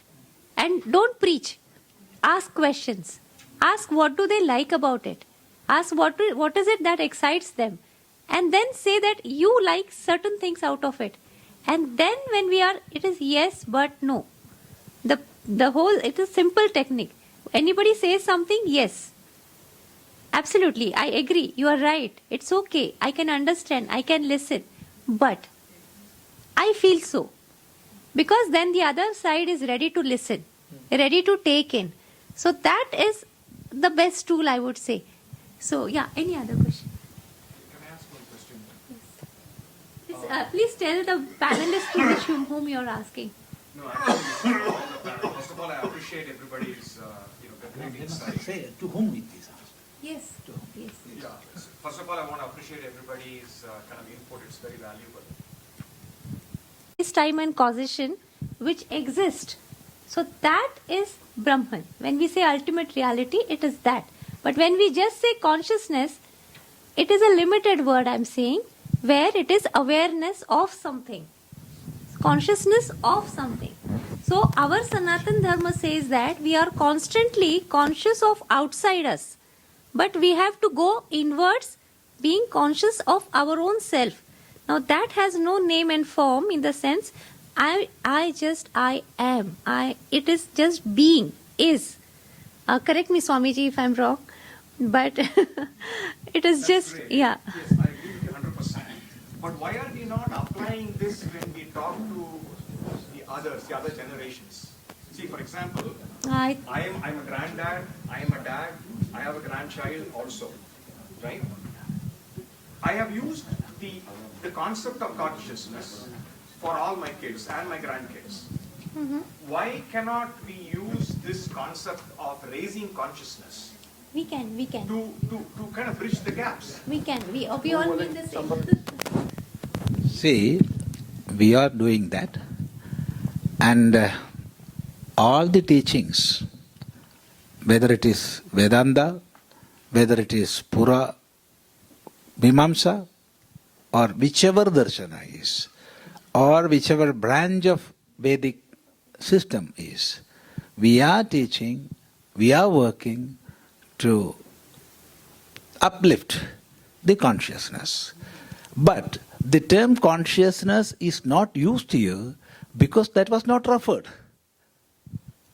And by the term Atman or Brahman, the unlimited bliss, the unlimited consciousness, the unlimited existence absolute, knowledge absolute, bliss absolute is meant. So it is already referred here. But the term consciousness didn't come here because it was not referred. If somebody asked, then of course the reply will come from this space. There's no doubt at all. But raising the level of consciousness means we have to begin somewhere. That conversation is the tool for that. So can you say that aparana we are talking about? Yeah. Aparana is really not at this point of time. Yeah. See, he is asking about apara, our concept of knowledge or wisdom. It is divided into two, that is para and apara. Dve vidye vedidavye itihasmayat brahma vido vadandi parachai vaparacha. So, all the Shastras, Upanishads, Vedas, Vedangas, Itihasas, Upavedas, Puranas, and what else? All the written scriptures, millions and millions we have. All this comes under one head, that is apara. Even the Upanishad in the book form is apara. What is conveyed, the wisdom instilled, or the knowledge realized, that is para. That you cannot express through your words. So we are discussing about apara. We are talking about apara. If Upanishad discussion is going on, it is apara, it is not para. That is why even after hearing the whole discussion of Upanishad, Shishya asked the Guru, Upanishadambho brohi. Oh Guru, please teach me Upanishad. I am not going to the answer, because you have to search. So yeah, that's something. This question is for Sampadananda. Could you please talk about some of the, in this digital age, how to really practice on a day-to-day basis the digital Ekadasi, because our ancestors, some of us also practice Ekadasi. How to really do this in this practical world? Digital Ekadasi. Yeah. I'll come to that. Prior to that, I want to answer her question, your question, and something which I picked up from Viswajith, and then come to you. We don't need to wait for Ekadashi. That can be a minute-to-minute, practice. Yeah. So now your question was that do we need a different language? Yeah, because of the reference Yes. in the Bible to the Babel Tower, there was at first only one language. So then my question is, when we say Ashwatam in chapter 15 of the Gita, all the Vedic hymns go to one node. The Vedic hymns is the Vedas, goes to one Brahma.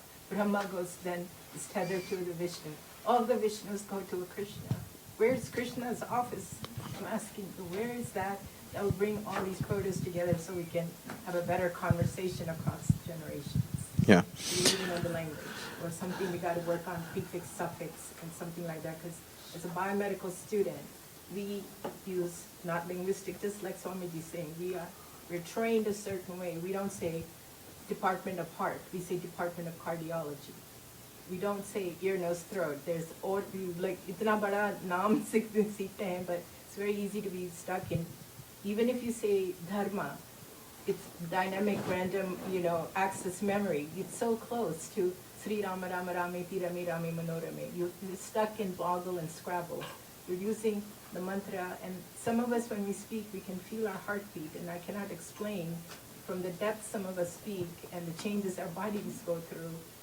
And we're still asked to recite all these things, and tests after tests we take, and we can't tell you what's going in our body. And that I want you to address. Say, I have read so many books and everything. Perhaps only one person, not person, we worship her as the mother, the spiritual collaborator of Sri Aurobindo.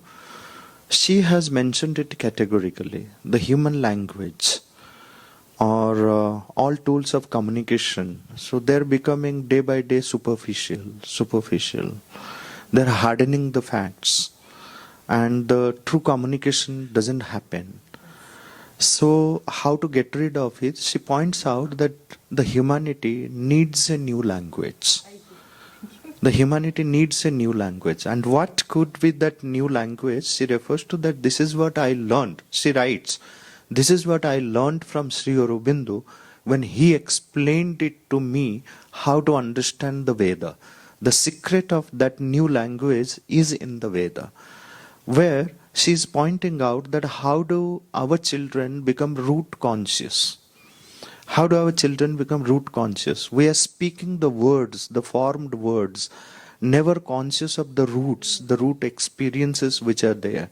We say Shraddha and then translate very conveniently as faith and then remain satisfied with that. But Shraddha is not faith. So that faith can be one of the meanings. But what exactly is the true meaning of Shraddha? We can explain when we become root conscious. I'll just explain the word Shraddha and then you will understand like what she meant or what Sri Aurobindo meant. This is a composition of two components, Srat and Dha. Dha is a root sound. It's a seed sound, it's a root sound, which always has the sense of clinging to, grasping, holding on to. This is where the word Dharma, Dharana, Dhyana, everything comes, and you can understand clinging to, grasping, holding on to. Holding on to what? Srat. The word Srat has lost its existence in classical Sanskrit, but it's there independently used in the Veda, carrying a different sense. So Srat refers to Sat, which is truth. So Shraddha means clinging to the truth. It's not faith, it's not concentration, it's not devotion, it's not reverence. But when you cling to the truth in a true sense, it's all these. Okay. Yeah. Yeah, I'll. Maybe we can take this discussion offline. Okay. So if we can get questions related to the topic Yes, of the... Talk outside. because this is conversations across generations. I feel there are some younger generations also.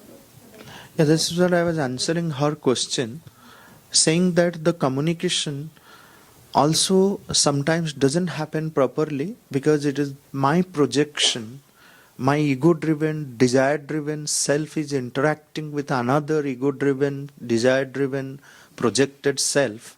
So there is a gap. So can there be a different language, a language of the soul, language of the heart? And can it be reflected in the language itself? This is where Sri Aurobindo was referring to, a language which is far beyond the communicative language. This one. The second, just one line I'll finish. He said that Vasudhaiva Kutumbakam, and coming to your, linking it with your question, the expansion of consciousness. Vasudhaiva Kutumbakam, we repeat it many times, but we should understand this is a parinama, the consequence. But how does one arrive at this parinama? That we don't discuss. This is where what you asked is relevant, because you look at the previous lines, it says, Ayam nija paroveti ganana laghu chetasam. Udara charitanam tu vasudhaiva kutumbakam. So all our problems are again rooted in the laghu chetas. The narrow state of consciousness is the root cause of all our problems. So we need to, the whole life's purpose is to become free from that narrow state of consciousness and arrive at an expanded state of consciousness where lies the solution. Thank you. Thank you, Sampadananda. Yes. Yes. Any question from the youngsters? Yes. So for context, I've been very fortunate enough to, I've been born here. I was born Your in question is to? to the whole panel. Okay. No? No, you My question is to the whole panel. But for context, I've grown up here, but I've been fortunate enough to be able to go and visit Bharat and see my family there and travel and visit temples and things like that. So I've been connected somewhat to where our Dharmic traditions come from. But over the years, I've realized that sometimes I'm too, Indian in comparison to the Indian youth in Bharat. And then I feel like I'm too American with the fears that I have here sometimes. So my question to you is we've talked about throughout this panel how we're trying to bridge gaps between generations. Yes. But how do we try to bridge the gap between the generation here versus the generation elsewhere? And it doesn't just have to be Bharat, but just around the world also. Yes, nice question. I think Very we can nice. all give one quick response. One sentence, maybe. One sentence responses since the last 2 minutes or something. Okay, you can start with Okay, one sentence. Yeah. I walked myself into it, didn't I? I think you start by being honest to yourself when you're talking to them, and talk about the values that you believe in. And more often than not, you'll find more empathy or understanding of that. A lot of times we hide what we believe in or what our personality is to try and fit in to what the common part of the room is. Don't do that. When you are honest to yourself and say that this is what you believe in and these are the values, they will see where you're coming from. I'll skip.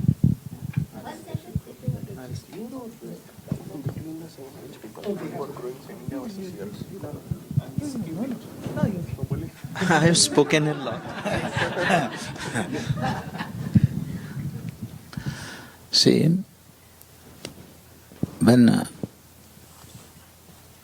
again we have to talk from the heart, then there is no any problem, and there is no special problem in America, in India. Today, wherever you go, the problem is the same. Here you have this internet bandwidth, the same we are getting in India, and the same we are getting in Africa. You got it? So, you be a part of the world, feel that oneness everywhere, then there is no problem in making conversation and receiving. This is an art and science. Art and science of speaking, at the same time art and science of listening.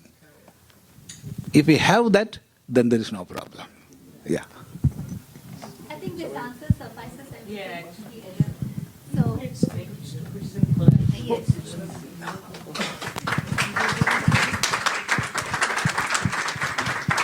Yes, there's one question. Yeah. Like in terms of communication and like having conversations, so even like after you have tried the steps to improve your communication with your parents or someone older than you, how do you approach, or what should you do at the point where that person is just not willing to like understand your perspective or not listen to your point? Like you don't want that barrier to continue, right? So how do you, like, what do you do at that point where they're just not willing to consider your perspective? Is that a question? Anyone? Yeah, I think to combine Maheesh's question and your question's answer, I would say being empathetic to other people's background is very important, which we don't. Maybe because we don't know their background, which is fine, but being empathetic to the fact that they might have had a different upbringing, different kind of background that they come from is very important while talking to people. Like even when I talk to my father, the trauma or the upbringing he might have had is very different than what I'm going through. With like Mayuresh's question, like my cousins or his cousins in India would never be asked to explain about Hinduism. They would not be asked in school, why do you have multiple gods? You need to do it. That is why you know it. So that is why we feel more Hindu in America, because they were never asked that. So for them, it's an almost taken for granted thing that, they never had to defend themselves. So I think for them to be empathetic that we're a 1% minority in this country and that we have to defend ourselves and explain ourselves every day at school will help them understand us better. And for us to know that they've been colonized, they were suffering that, and right now is the kind of awakening of that society is happening slowly.